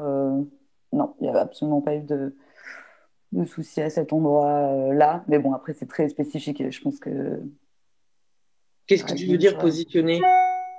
Non, mais je sais pas, quand on demande aux gens de se positionner par rapport, voilà, si on leur pose des questions sur leur identité de genre, sur s'ils se sentent plus, enfin, sur leur orientation sexuelle ou autre, c'est voilà, parce que je me dis, genre, notamment si vous interrogez des personnes qui d'habitude sont plus amenées à se positionner sur leurs talents musicaux ou autre, est-ce que quand on les amène à se positionner sur l'intime, est-ce que en fait la personne se sent un peu ébranlée et a du mal Oui, en fait à oui, rentrer certaines plus personnes, oui, oui, certaines personnes, oui, bien sûr. Mais ça dépend. Après, ça dépend aussi. Bah, ça dépend. Il y en a qui sont très au clair avec eux-mêmes. Il y en a qui sont pas très au clair avec eux-mêmes. Si on parle de ça. Après, il y a. Mais après, Mais je crois que c'est une question qui est toujours très difficile. Après, il y a ceux qui vont maîtriser le vocabulaire et qui vont dire, moi, je suis ceci, je suis cela, je suis comme ci, je suis non-binaire, je suis machin, je suis truc. Mais est-ce que ça veut dire qu'ils se positionnent mieux? Est-ce que ça veut dire qu'ils arrivent mieux à avoir une perception d'eux-mêmes ou de... Ça dépend, en fait, quoi. Donc, c'est toujours une question très complexe. Moi, je crois, en fait, quoi. Après, voilà, on l'a plus ou moins travaillé chacun, on l'a plus ou moins déconstruite chacun pour soi-même, je veux dire. Et donc, on peut dire, mais après, est-ce que ça évolue? Enfin, moi, je suis pas sûre que je dis la même chose il y a quelque temps. Enfin, voilà. Donc, après, c'est d'arriver à exprimer ce qu'on ressent. Voilà, c'est ça. Yes, yes, ok. Ben, en tout cas, enfin là, on arrive un peu à la fin du temps écoulé, mais je sais pas si vous voulez dire un petit mot de fin, Clémence ou Géraldine, ou s'il y a un autre sujet que vous voulez qu'on aborde et qu'on n'a pas abordé. Moi, j'y pense juste parce qu'il a été question là du vocabulaire et de la préparation d'interviews quand on veut aborder les questions de genre ou d'identité. Il y a quand même un kit qui a été élaboré par l'AJL, l'Association des Ouais. journalistes LGBT, qui s'appelle Informer sans discriminer et où voilà, il est question de VIH, d'invisibilisation des lesbiennes, de comment ne pas employer aussi un vocable offensant pour les personnes trans, non binaires. Voilà, donc il est disponible sur ajlgbt.info. Voilà. Un message d'utilité publique. Je parle en tant que membre de l'AJL, bien sûr. Je dis d'où je parle. Voilà. Toi, Géraldine, tu voulais ajouter quelque chose ou parler d'un autre sujet qu'on n'a pas encore évoqué? C'est dur, là, comme ça. Je sais pas. Si on parlait de Marguerite Duras, par exemple. Non, je sais pas. Elle avait tout compris déjà. Non, je sais pas. Enfin, c'est très vaste. Non, c'est un peu difficile de dire que c'est un peu infini. Je pense que c'est des interrogations infinies. Je crois que je pourrais faire ça toute ma vie, en vrai, même si là, je le fais plus. Mais de faire que les gens parlent de ça, je trouve que c'est vraiment passionnant, en fait. D'essayer de parler de l'idée qu'on a de soi-même. Enfin, voilà, je trouve que c'est un sujet qui est très passionnant. Ok, bon, en tout cas, merci beaucoup à vous deux pour les contenus que vous nous proposez. J'espère qu'on en aura encore plein d'autres à découvrir dans les mois et les années à venir. Et puis, merci beaucoup surtout à l'organisation pour ce temps que j'ai trouvé vraiment assez riche et intéressant. Merci vraiment beaucoup, Julien, Clémence et Géraldine. C'était vraiment passionnant. J'espère aussi que si des personnes souhaitent lancer leur podcast, ça aura pu aussi les aiguiller sur comment interviewer, sur comment se positionner, comment s'exprimer. Vraiment, merci pour ce temps précieux. C'est vrai que notre soirée touche bientôt à sa fin, mais on a quand même un dernier moment, un dernier échange. Euh, Romane, je t'invite à nous rejoindre car c'est toi qui vas animer cet échange sur le sujet des médias LGBTQIA+, donc toute une histoire à redécouvrir. Je te laisse la parole. Eh bien, merci, Laura. Et ouais, je voulais aussi rebondir sur ton intro au début. Bien sûr, on parlait du mois de fierté et du dernier jour, mais je pense que, enfin voilà, et nous, c'est important qu'on porte notre fierté toute l'année. Enfin voilà, que ce mois de fierté, c'est surtout quelque chose au niveau d'institutionnel et des entreprises, mais voilà, nous, on essaye tant bien que mal de continuer de la porter. Et donc, avec moi ce soir aussi, il y aura donc Juliette Amé, que j'invite à nous rejoindre, et le collectif Archives LGBTQI, représenté donc par Thierry et Marin. Bonjour. Bonsoir. Bonsoir. C'est vraiment un plaisir, du coup, comme je disais tout à l'heure, de nous avoir avec vous. Peut-être vous pouvez commencer par vous présenter. J'y vais du coup? Oui. Moi du coup je suis Juliette Amé, je fais partie de l'émission de radio Gouinement lundi. Je tiens à citer les autres personnes qui font partie aussi de l'émission parce que c'est vraiment une émission qui se fabrique à plusieurs. Donc il y a également Isabelle, Isor, Serena, Inès, Mathilde, Karma, Sophie et Marie-Agnès. Et par ailleurs j'ai fait 2 autres podcasts. Alors à côté de Gouinement lundi, qui s'appelle Confisex. Ça c'est plutôt du porno sonore par et pour les Gouines. Et un autre qui s'appelle Adieu monde hétéro sur des parcours de sortie d'hétérosexualité. C'est ce qu'on aime. Moi, du coup, je veux bien y aller. Marin Lefebvre, j'ai rejoint le collectif Archives en janvier 2020 Et je suis journaliste de profession et je m'occupe principalement de tout ce qui s'occupe du podcast et des archives orales en général, et pas forcément que du podcast dans le collectif. Voilà. Et moi, donc, moi, je suis Thierry Bertrand du collectif Archives LGBTQI comme marin, bien sûr. Et au sein du collectif, je suis retraité, je ne suis plus en activité professionnelle. Et au sein du collectif, j'ai travaillé essentiellement sur le plaidoyer, puisque le collectif, c'est un collectif qui est récent, qui a été créé en septembre 2017 à l'initiative d'Acteup, hein, et qui a comme objectif, là, pour faire très court, la création d'un centre d'archives des mémoires et des cultures LGBT pour sauver nos mémoires, écrire nos histoires, transmettre nos cultures. Et voilà, donc on existe depuis 4 ans et on a donc un long plaidoyer à mener pour pouvoir finalement déjà trouver un local pour installer ce centre que tout le monde attend. Merci beaucoup pour vos présentations. L'idée ce soir avec cette masterclass, c'est vraiment de démystifier un peu tout le process des productions des podcasts pour lancer vraiment d'autres personnes à produire et donc à créer des archives. Et donc, je vais commencer par cette question un peu presque inévitable. Marianne, Thierry, je crois qu'elle est pour vous, celle-ci. C'est quoi une archive? Qu'est-ce qu'on parle quand on parle d'archive? De quoi on parle? Vas-y. Ah oui. Alors, tu me la poses parce que tu penses qu'on est les spécialistes de l'archive. C'est dans le nom. Non, je plaisante, bien sûr. Non, l'archive, quand on parle d'archive, en général, il y a tout de suite une image mentale qui vient presque à l'esprit de tout le monde, hein. Je pense qu'on a tous une représentation de l'archive qui est quelque chose d'un peu sérieux, qui est réservé à des spécialistes, qui est quelque chose qui est pour les chercheurs, pour les universitaires, les historiens, éventuellement les généalogistes. Et puis tout ça, c'est bien stocké, bien conservé, pour pas que ça s'abîme, pour bien que ça dure dans le temps, dans des endroits spécialisés, les centres d'archives, où pas grand monde ne va, parce que si on fait un sondage public, la plupart des gens n'ont jamais mis les pieds dans un centre d'archives. Voilà, donc l'archive, c'est ça, dans une représentation un petit peu stéréotypée, on va dire, au départ. Pour nous, c'est pas ça du tout. On est vraiment dans une mouvance de l'archive qui est beaucoup plus récente, hein, qui a émergé dans les années 80-90, qui est une vision de l'archive qui est totalement démocratisée. C'est-à-dire, pour nous, l'archive, c'est pas quelque chose qui doit être conservé. Bien sûr qu'elle doit être conservée, mais c'est quelque chose qui doit être mis en circulation, qu'on doit partager et qui doit être rendue vivante parce qu'on va travailler avec. Et puis, c'est pas quelque chose qui non plus est passé. C'est-à-dire que l'archive, on peut la constituer à tout moment, d'où l'archive orale, par exemple. Et sur l'archive orale, je crois qu'on peut là donner un éclairage un peu spécifique de ce que fait le collectif dans ce travail-là, comme expression et illustration de ce que c'est qu'une archive pour nous. Si Marin, Oui, parce qu'en fait, c'est vrai que pour nous, l'archive, c'est très différent de la conception un peu traditionnelle de l'archive que Thierry a décrite.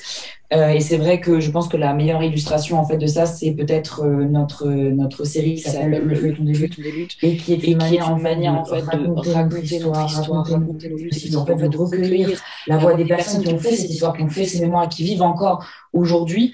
Et du coup, ça contrecarre, enfin, ça rééquilibre un tout petit peu l'idée qu'on a de les archives, c'est forcément des gens qui sont déjà morts depuis longtemps, dont on a consigné la parole à travers plein de systèmes différents, soit en prenant leurs témoignages à l'écrit, etc.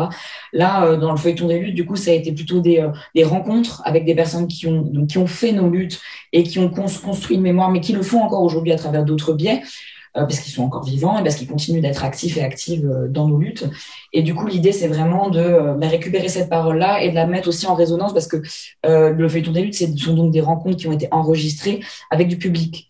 Donc l'idée, c'était aussi d'avoir des réponses des personnes qui étaient là, des réponses peut-être de personnes aussi plus jeunes qui continuent d'entretenir et de poursuivre nos luttes, soit dans les mêmes collectifs que ces personnes-là ont fondé, ou auxquelles elles ont contribué à la création, ou bien au contraire de renouveler la lutte. Donc en fait, l'idée, c'est aussi dans l'archive orale, spécifiquement, en tout cas pour moi, et je pense pour une bonne partie du collectif, l'idée, c'est de mettre aussi les choses de faire se répondre les différentes personnes et les différents membres et voilà, puis des personnes qui créent nos mémoires. Ouais, non, c'est exactement ça. Et d'ailleurs, je trouve que le podcast de Juliette, Confisex, ça illustre vraiment ce côté de l'archive qu'on n'aurait pas vu dans un musée, mais qui du coup, de fait, représente un peu nos expériences très récentes du confinement. Si Juliette, toi, tu veux rebondir sur ce qu'ont dit Marianne et Thierry. Oui, c'est vrai. Moi, j'aime beaucoup ce que fait le collectif Archive, parce que voilà, cette façon de voir l'archive comme quelque chose de vivant, et aussi, en fait, voilà, qui va traiter ces archives, comment est-ce qu'on va les trier, comment est-ce qu'on va les rendre accessibles. C'est vraiment comme ça qu'on va faire bouger les lignes, et aussi qu'on va, comment dire ça, se réapproprier notre histoire. Et c'est vrai que ce soit avec les podcasts que j'ai pu faire, donc comme Confisex, alors Juste pour donner une idée, en fait, Confisex, c'est parti d'une idée assez simple qui était qu'on s'ennuyait pendant le premier confinement. Et donc, avec quelques copines, on a récupéré des sextos que des personnes, donc toutes personnes sauf des mecs cis, s'envoyaient. Et on les a lus et on les a mis en son pour faire un truc voilà, un peu excitant, un peu sexy. C'est quelque chose notamment que j'ai fait avec Solène Moulin pour La Cité, vu qu'elle réalise et son travail est très, très beau. Et donc, ces archives, c'est nos mémoires et c'est comme ça qu'on se reconnaît et c'est comme ça qu'on se construit. Et juste pour faire un petit point avec Gouinement Lundi, qui pour le coup est une émission de radio, Gouinement Lundi, c'est vraiment une émission qui est née du fait qu'on ne se trouvait pas dans des ressources, qu'elles soient des médias, de manière générale, que ce soit des articles, des émissions de radio. Il n'y avait pas grand-chose. Quand on tapait, par exemple, je ne sais pas moi, lesbienne et sport, alors Gouinement Lundi, ça a commencé en 2015, donc c'était avant tout le travail de SEO lesbienne, avec Fanchon dont parlait Noémie tout à l'heure. Donc si vous tapiez lesbienne et sport, je vous laisse imaginer sur quoi vous tombiez sur Google. Donc c'est vrai que nous, on a aussi cette vocation-là de créer du contenu dans lequel se reconnaître. Et voilà, en fait, ce qui n'est pas dit, ce qui n'est pas exprimé n'existe pas. Et donc nous, on n'existe pas sans ces choses-là. Donc voilà, je pense qu'on se rejoint bien aussi dans cette idée-là avec le collectif. C'est parfait parce que tu as fait vraiment la transition avec ma prochaine question, ce qui était de pourquoi vous aviez décidé de lancer ces podcasts et surtout pourquoi avoir choisi le format audio et quelle énergie vous animez. Et d'ailleurs, peut-être que c'est pas forcément la même énergie de vos débuts à aujourd'hui. Et donc, est-ce que vos motivations ont évolué depuis le début de vos productions? Peut-être du coup, vas-y, Julie. Je sais pas. Vas-y. Pour parler de Gouinement Lundi, en fait, à la base, Gouinement Lundi, c'est un projet associatif. Donc, c'est lancé par 3 associations, FIER, SOS Homophobie et l'Inter-LGBT, en partenariat avec Feu YAG, qui était un média en ligne LGBT qui n'existe plus malheureusement. Et le constat était qu'en fait, même dans le milieu associatif LGBT, les paroles des lesbiennes étaient moins entendables, moins visibles. Et de manière concomitante, il y a eu en fait un créneau qui s'est libéré à la radio Fréquence Paris Pluriel, qui est donc une radio associative à Paris, qui donne en fait des places à des associations, quelles qu'elles soient. Alors plutôt bien à gauche quand même, il y a quand même cette ligne éditoriale-là. Et donc à l'époque, ces 3 associations se sont dit, bon bah voilà, ça va être un bon moyen. Donc c'est un peu l'occasion qui a créé l'opportunité. Et 1 an plus tard, ça a été repris par des membres de FIER, pour le coup, qui étaient vraiment passionnés de radio, au-delà de leur intérêt, de leur militantisme pour le féminisme. Et donc, on est vraiment passé d'une émission qui était plus une tribune d'association à quelque chose qui voulait vraiment plus ressembler à une vraie émission de radio, sur un format d'1 heure, avec des chroniques, avec des invités, quelque chose de très construit, mais toujours cette idée d'être dans une radio associative qui nous tient très à cœur, de par toute l'histoire voilà, des radios associatives qui sont voilà, politiquement très marquées et quand même avec un militantisme, un bénévolat pour voilà, aussi être assez libre dans notre propos, dans les invités qu'on pouvait avoir. Donc ça, je pense que ça a été la plus grosse évolution d'aller vraiment vers ce format émission de radio, mais l'esprit reste le même en fait. L'esprit reste porter les voix des lesbiennes et dans la mesure du possible des personnes trans et des personnes bi. Et je pense qu'on peut rebondir pas mal là-dessus au niveau du collectif parce que nous aussi c'était une vraie question. Enfin, en tout cas, moi j'étais pas là au début du lancement des podcasts du coup, mais on s'est lancé en fait en 2018 avec 2 séries en fait concomitantes, Les Nuits Queer et le Feuilleton des luttes en 2018 donc. Et en fait dès que le collectif s'est créé, on avait cette vision-là, en tout cas on avait cette volonté de faire de l'archive orale. Et je vais arriver au podcast, mais c'est pas exactement la même chose. Donc, je voulais commencer par faire un peu l'historique de ça. Et nous, il me semble que c'est aussi venu, en tout cas, d'un besoin de porter des voix qu'on finalement on n'entendait pas. Et si nous on n'allait pas les chercher, ben personne n'allait le faire. C'est-à-dire que nous, notre série, par exemple sur les nuits queer, on a formulé ça. En fait, c'était des personnes queer du coup qui parlaient de la nuit, ce que c'était pour elles, que ce soit des soirées ou pas du tout. C'était pas forcément restreint au milieu festif. Et on a fait ça en fait d'une manière où on avait un studio mobile et en fait les personnes s'auto-interviewaient dans ce cadre-là. Et le feuilleton des luttes, comme je disais, c'était plus des rencontres. Mais du coup, l'idée, c'était vraiment de créer par nous et pour nous, mais pour une diffusion aussi plus large et pour que les gens s'en saisissent, en fait. Les personnes queer qui n'ont pas forcément accès à ces récits-là s'en saisissent et du coup, fassent quelque chose et qu'il y ait une sorte de transmission par rapport à tout ça. Et du coup, pour répondre à ta question originale de pourquoi le podcast, ben, nous, du coup, c'est pas un format radio comme Gouinement lundi, c'est peut-être c'est peut-être un peu plus circonstanciel. Nous, c'est vrai que nous, on n'a pas un truc très régulier. Ça nous arrive d'avoir des séries régulières comme le Feuilleton des luttes. On publiait, par exemple, la dernière saison tous les mois. Mais après, on s'interrompt aussi pour faire évoluer le projet ou pour proposer d'autres formats. Donc, c'est très protéiforme. Donc, moi, je vais peut-être plus parler de comment ça s'est fait, notamment pour le Feuilleton des luttes. Mais en gros, on a choisi le format de podcast, en fait, parce que pour deux raisons, en fait, principales. L'idée, c'était en tout cas de trouver un format qui était intéressant pour qu'on puisse se transmettre en fait les compétences tout simplement, parce que le podcast c'est à la fois la façon sonore de créer de l'archive, enfin faire de l'archive orale, c'était une manière simple pour tous les membres du collectif de commencer à faire de l'archive, c'est-à-dire que c'est beaucoup plus facile et plus accessible que par exemple de l'archive vidéo. Donc on s'est dit ben voilà, on peut s'auto-former nous-mêmes, on a certaines personnes dans le collectif qui ont ces compétences-là, et du coup le choix du podcast c'est à la fois facile pour n'importe qui arrive de venir, de dire ben voilà, moi j'aimerais porter ce projet-là, j'ai ces voix-là que j'aimerais faire entendre, les autres personnes du collectif n'ont peut-être pas forcément pensé, et du coup c'est facile de transmettre les compétences, de dire ben toi tu aimerais faire ça, c'est super, peut-être qu'on peut se rencontrer, se transmettre ces compétences-là, et du coup toi tu lances ton truc, tu portes ton projet au sein du collectif, et du coup il y a vraiment une sorte de fonctionnement horizontal vis-à-vis du format podcast qui est intéressant. L'autre aspect c'est l'aspect de la diffusion, et ça rejoint un petit peu ce que tu disais, je crois, Juliette, c'est que c'est facile pour transmettre, c'est-à-dire que nous on crée ça évidemment par et pour nous, mais pas que. Et du coup, l'idée, c'est que, en fait, une fois que c'est sous format podcast, bah, tiens, il y a un lien qui est diffusable. Tiens, on peut te donner la description. Tiens, il y a aussi une transcription qui est intéressante pour les personnes qui sont sourdes ou malentendantes. Et du coup, il y a un côté accessible qui est plus simple à transmettre. Tu vois, on peut partager sur tous les réseaux sociaux, etc. Et du coup, le côté de la diffusion, pour nous, il était très intéressant d'un point de vue du podcast. Du coup, c'est aussi pour ça que je pense qu'on a choisi ce format-là. Super, merci beaucoup pour cette réponse complète. C'est super intéressant de pouvoir passer un peu derrière le rideau, de savoir ces histoires de studio mobile et tout ça. Et peut-être pour creuser un peu plus la question du collectif, parce que ça m'intéresse vraiment de savoir voilà, quel est l'impact du collectif sur vos productions, dans quelle mesure c'est des productions vraiment autonomes, est-ce que vous êtes... est-ce que ça vous est déjà arrivé de vous voir faire refuser des sujets? Est-ce que vous en avez refusé à d'autres? Euh, pas à d'autres parce on fait pas des productions, enfin on crée pas des podcasts sur commande par quelqu'un qui nous demande. On détermine entre nous. Alors il y a pas une stratégie, il y a pas une politique définie de dire on va faire des podcasts sur ci sur ça. On en discute ensemble, on choisit des fois collectifs. Il y a aussi des compétences de personnes qui arrivent et qui sont dans un réseau particulier. Par exemple récemment quelqu'un est arrivé au collectif qui est très très impliqué dans la communauté est-asiatique en France, qui est particulièrement à Paris. Invisibilisé, et du coup ça a déclenché immédiatement l'idée qu'on allait pouvoir donner la parole effectivement et transmettre aussi la culture particulière de cette communauté-là qui est vraiment particulièrement invisibilisée. Donc bah, si on le fait pas nous, là on peut être certain que vraiment personne ne le fera.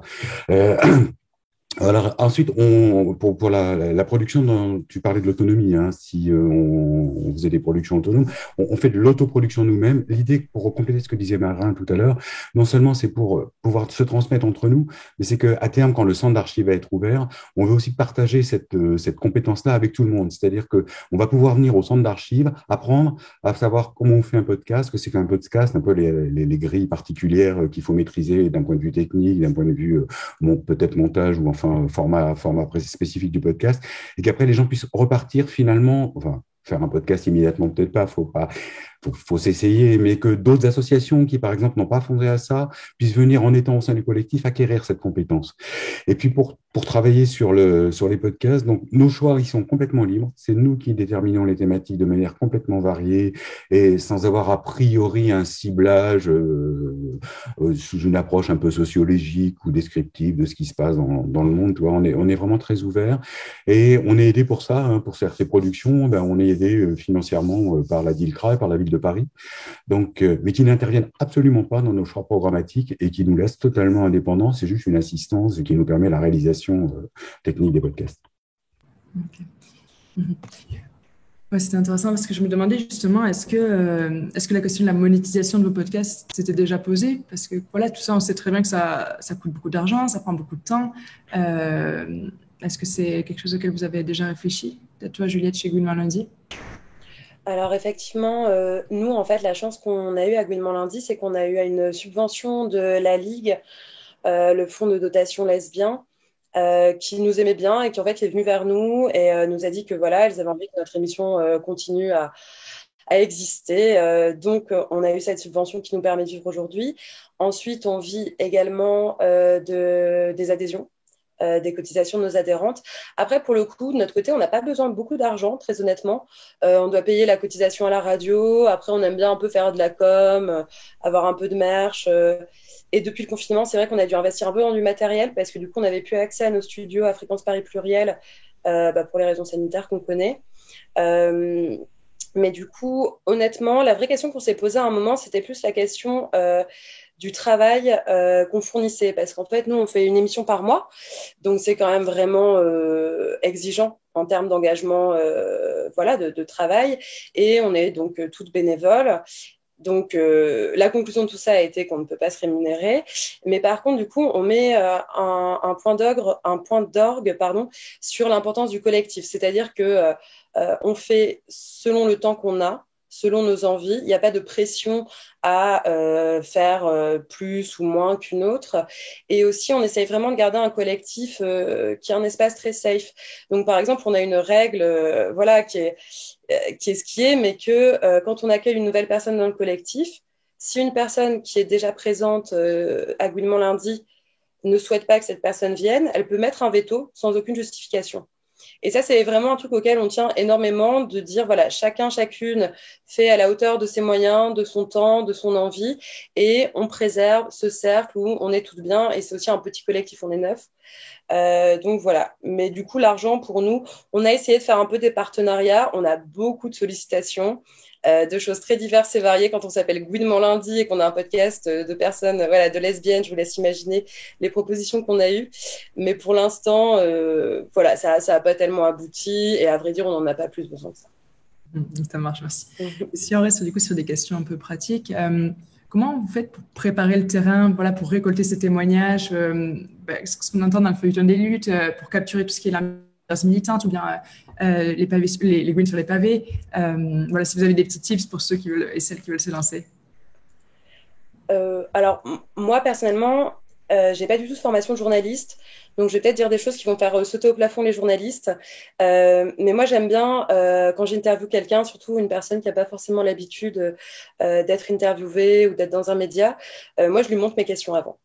Je lui montre mes questions et je lui dis toujours, si pendant l'entretien, il y a une question avec laquelle au final tu t'es pas à l'aise, que tu trouves bête, que tu trouves trop personnel, tu le dis. Il n'y a aucun problème. Tu me dis, Juliette, je n'ai pas envie de répondre à cette question.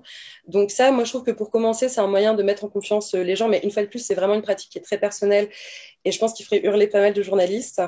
Et ensuite, expliquer quel est notre projet, pourquoi est-ce qu'on recueille cette parole. Et par exemple, pour l'émission où on a été à la marche lesbienne, on a la chance d'être un peu identifié à Gouinement lundi, donc les personnes nous connaissent, savent nos productions. Mais sinon, voilà, on dit toujours, ce sera en écoute. Si jamais tu as un regret sur ton témoignage, tu nous écris et on voit ensemble. On peut retirer les choses. Rien n'est jamais voilà, inscrit dans le marbre. Nous, on n'a aucun problème à revoir des montages, à supprimer des interventions si les personnes ont des regrets. Alors, c'est un peu frustrant, bien évidemment, mais on tient vraiment à ça parce que on tient aussi à interviewer des personnes qui n'ont pas forcément l'habitude d'être interviewées, qui ne sont pas forcément des gens très à l'aise derrière un micro. Donc, ça, ce serait un petit peu mes conseils. Être très sincère dans sa démarche. Et après, je refais écho à ce qu'ont dit Géraldine et Clémence juste avant, qui étaient vraiment des conseils aussi très, très précieux. Thierry, Marin, peut-être un petit truc à ajouter. Ouais, enfin, notre forme au collectif, j'ai un peu esquissé tout à l'heure, on est le plus souple possible en vérité. On évite d'éviter totalement toute démarche standardisée, tu vois, ou alors toute démarche qui serait un peu d'anthropologue ou de sociologue qui est en train de faire une enquête avec les gens avec qui il est en train de parler. On essaie vraiment que la parole soit la plus libre possible. Alors c'est vrai que pour le feuilleton d'élite, par exemple, qui est quand même un peu plus circonstancié, où il y a une période qui est plus longue déjà dans le temps, parce qu'on a une version longue du podcast qui est accessible en intégralité, ça fait 1 heure et demie parfois, donc là c'est plus du podcast d'ailleurs, hein, c'est carrément de la retransmission en différé. Mais dans la version plus écourtée en podcast, on a quand même une préparation avec la personne avant, mais on ne pose pas de questions en général, sauf si à un moment donné il se passe plus rien et qu'évidemment il y a une relance inévitable. Mais comme c'était en public, ça n'a jamais été vraiment le cas.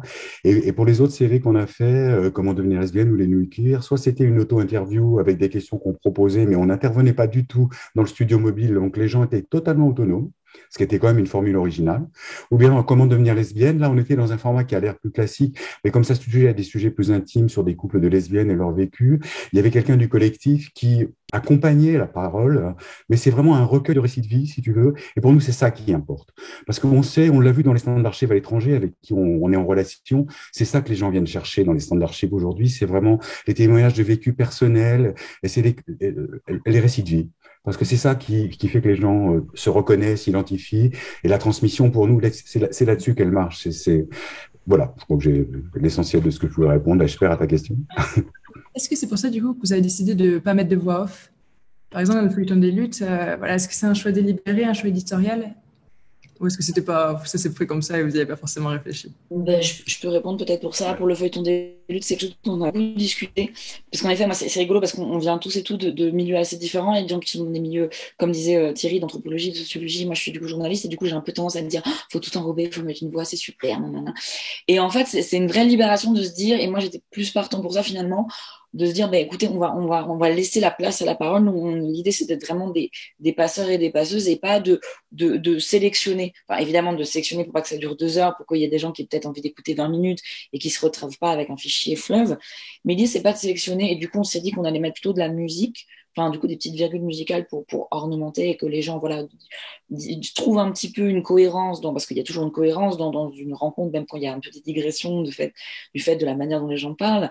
Mais du coup, on s'était plus dit qu'on allait tirer un fil rouge en réécoutant ce que la personne avait dit, par exemple pour le feuilleton des luttes, plutôt que de se dire, OK, donc on va prendre cette petite phrase-là, on va la coller là, ça va faire un sens que nous, on va en fait créer et qui fonctionne très bien pour les médias quand on a 5 minutes pour faire parler une personne, alors qu'on a fait parler 15 ou 20 minutes au téléphone, mais qui pour nous est pas intéressant parce que comme disait Thierry, l'idée c'est d'avoir vraiment des récits de vie, quoi. Et je voulais aussi dire que c'était intéressant parce que par exemple, on a eu un exemple, bon, je vais être très rapide là-dessus, mais on a eu un exemple quand on a fait un petit peu d'archival pendant la Pride du 26.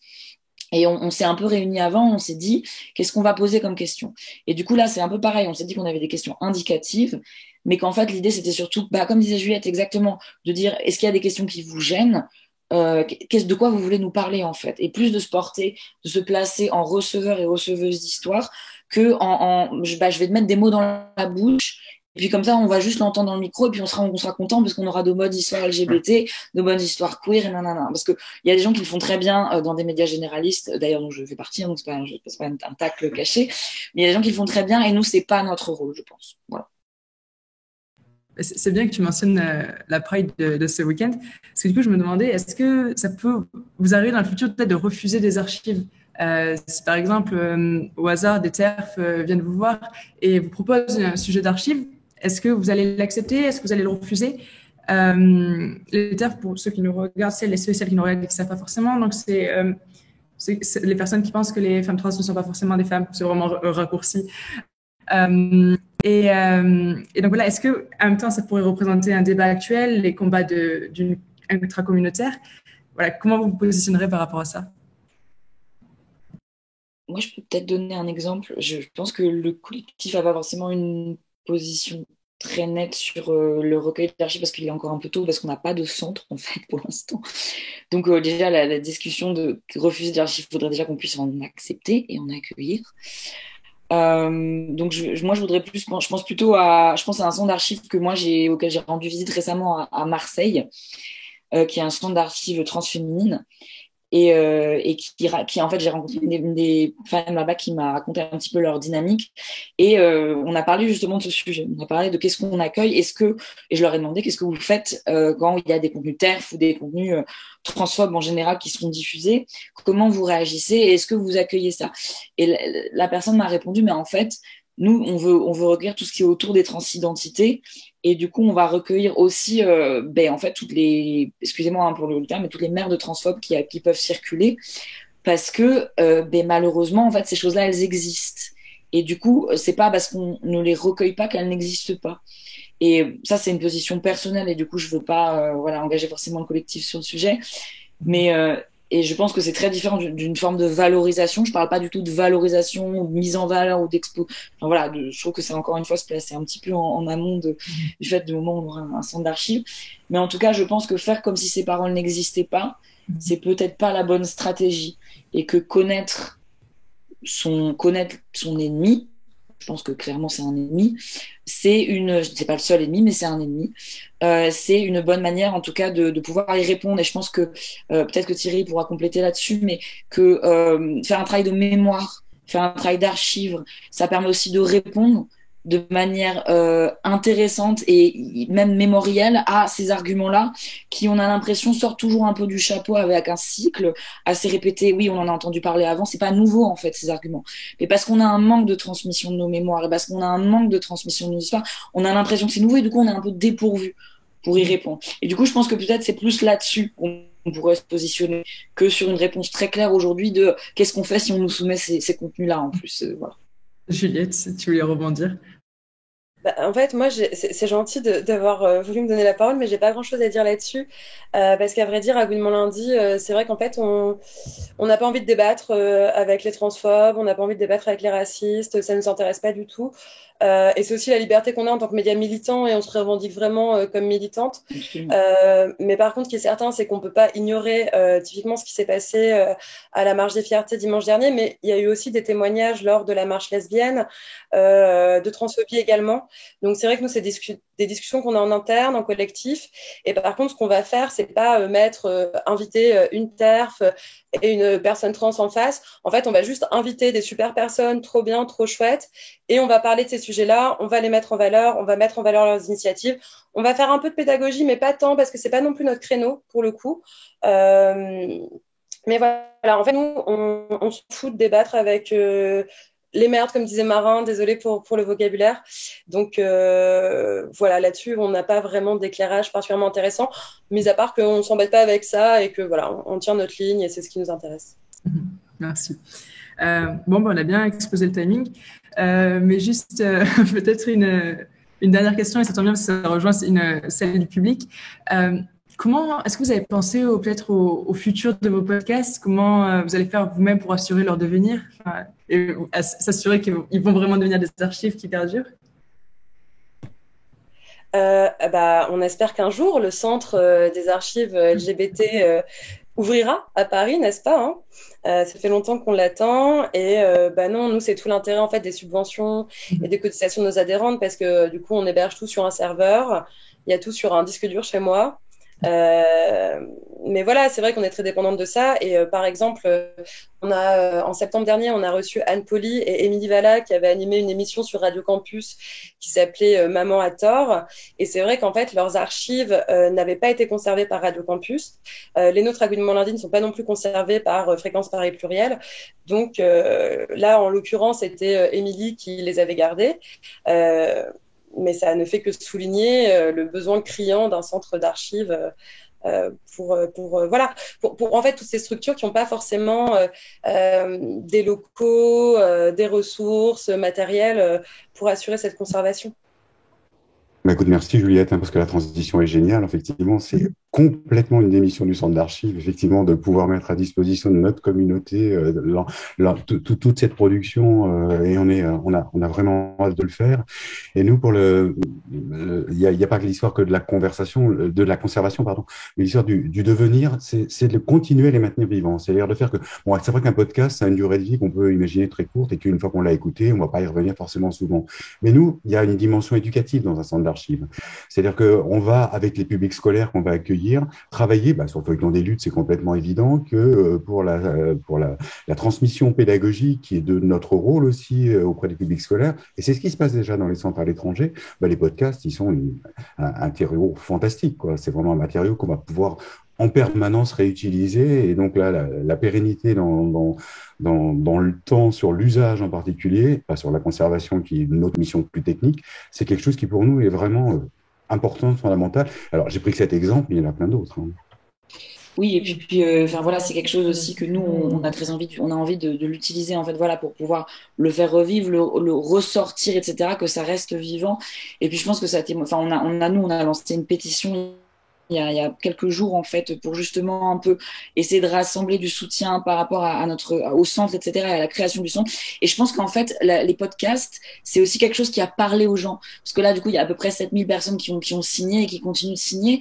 Et on se dit, moi, je pense en tout cas hein, qu'il y a un truc qui fait que les podcasts, même quand on n'a pas de lieu, on n'a pas d'archives à présenter, de facto, papier, etc., ou même matériel, que ce soit des objets, des pancartes ou des choses qu'on ramasse à la Pride, etc., il y a quand même, je pense, un désir en fait qui est vachement entretenu par justement la nouvelle ère du podcast. Et je pense que ce soit par Gouinement Lundi ou par Camille ou parce que Clémence ou parce que Géraldine font, je pense qu'en fait cette espèce d'envie collective que les gens ont de dire mais oui en fait il faudrait qu'on ait un endroit pour écouter ça, ou même peut-être en parler, pour les réécouter ensemble, pourquoi pas faire des séances d'écoute.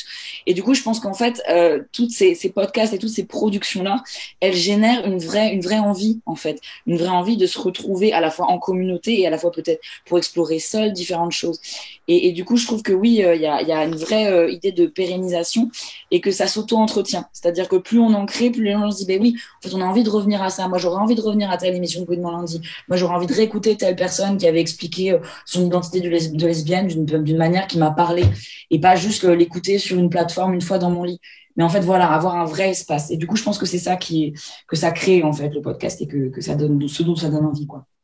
Et peut-être une dernière chose, c'est que ça génère une dynamique aussi avec d'autres collectifs. C'est-à-dire qu'en fait, il y a toute une chaîne qui se met en place, si tu veux, et que c'est pas confiné simplement au collectif Archive, qui est sa mission pédagogique, mais le partenariat avec Queer Éducation, qui est un fantastique, qui est un collectif queer qui s'est monté dans l'éducation nationale, qui est assez jeune aussi, qui est un peu plus jeune que nous d'ailleurs. Bah, ça y est, c'est parti, c'est enclenché. Donc, si tu veux, là, on est au début d'une chaîne qui va être géniale à partir du fait de ce matériau-là, qui par rapport aux jeunes générations est un matériau idéal, pédagogiquement. Merci. Ce que tu viens de dire, Thierry, ça me fait penser au concept de CNews. Et c'est Nathalie Séjean qui en a parlé récemment. Je vous invite vraiment à aller voir son compte, c'est une militante exceptionnelle. Et en fait, les CNews, ça va être tout ce qui, quand on va avoir plusieurs personnes à côté, donc plusieurs collectifs, donc sur scène, donc c'est CNews et Genius. Et l'idée, c'est vraiment du coup de se galvaniser ensemble et d'entrer ensemble dans un processus créatif pour justement encore plus militer et encore plus produire. Voilà, du coup, et ça m'a fait penser à ça. Et c'est ça qui est génial dans le podcast, c'est vraiment ce côté qui permet de faire éclater les murs porteurs. Et c'est ce qu'on peut retrouver, je pense, Juliette, bientôt à ton festival. Je te laisse prendre la parole sur ça.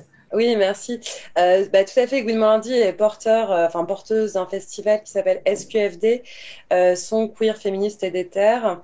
Alors pareil, je vais citer les autres personnes qui sont avec moi dans ce festival. Il y a donc Isabelle, Céline, Pauline, Solin et Loubna.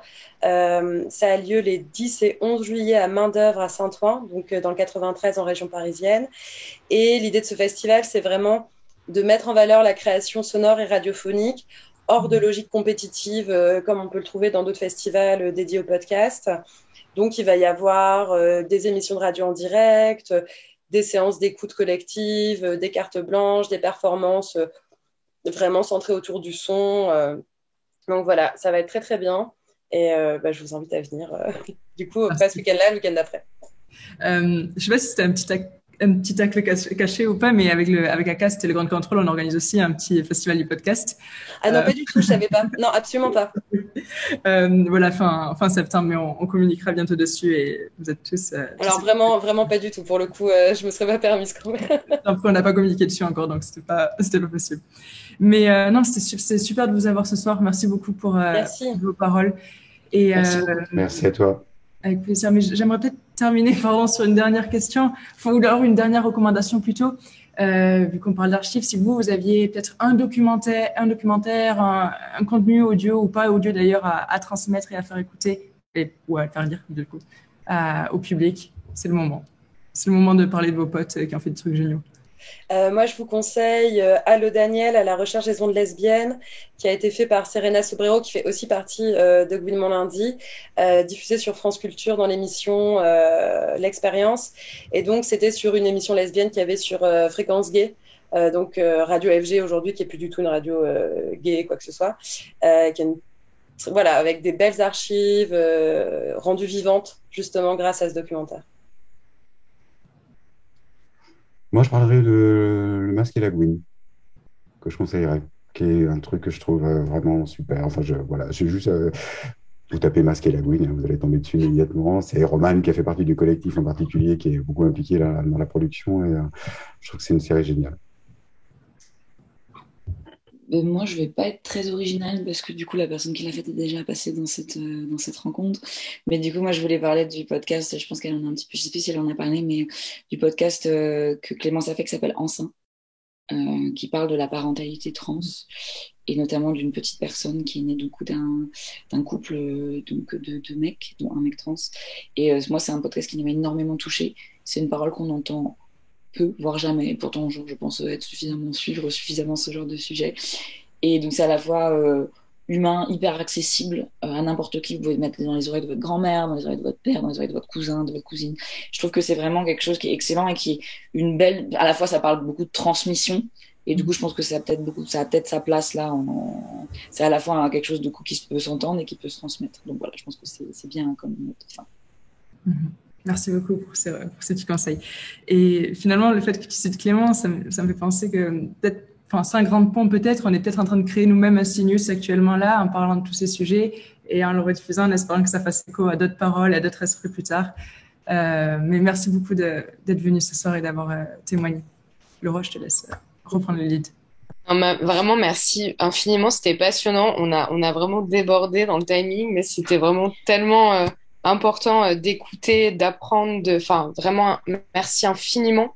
J'espère que le public qui était avec nous a eu en tout cas la même énergie, la même émotion, parce que c'est ce que nous, on ressent en tout cas parmi les invités et l'équipe technique. C'est donc la fin de cette soirée. Et comme tu l'as très bien souligné, Roman, rendre visible nos identités, c'est toute l'année. Et c'est important de le redire et de l'affirmer. J'espère vraiment que cette soirée vous a plu et que vous allez vraiment courir, écouter tous ces contenus passionnants, importants et militants. Et puis, on se retrouve bientôt pour une nouvelle soirée et prenez soin de vous.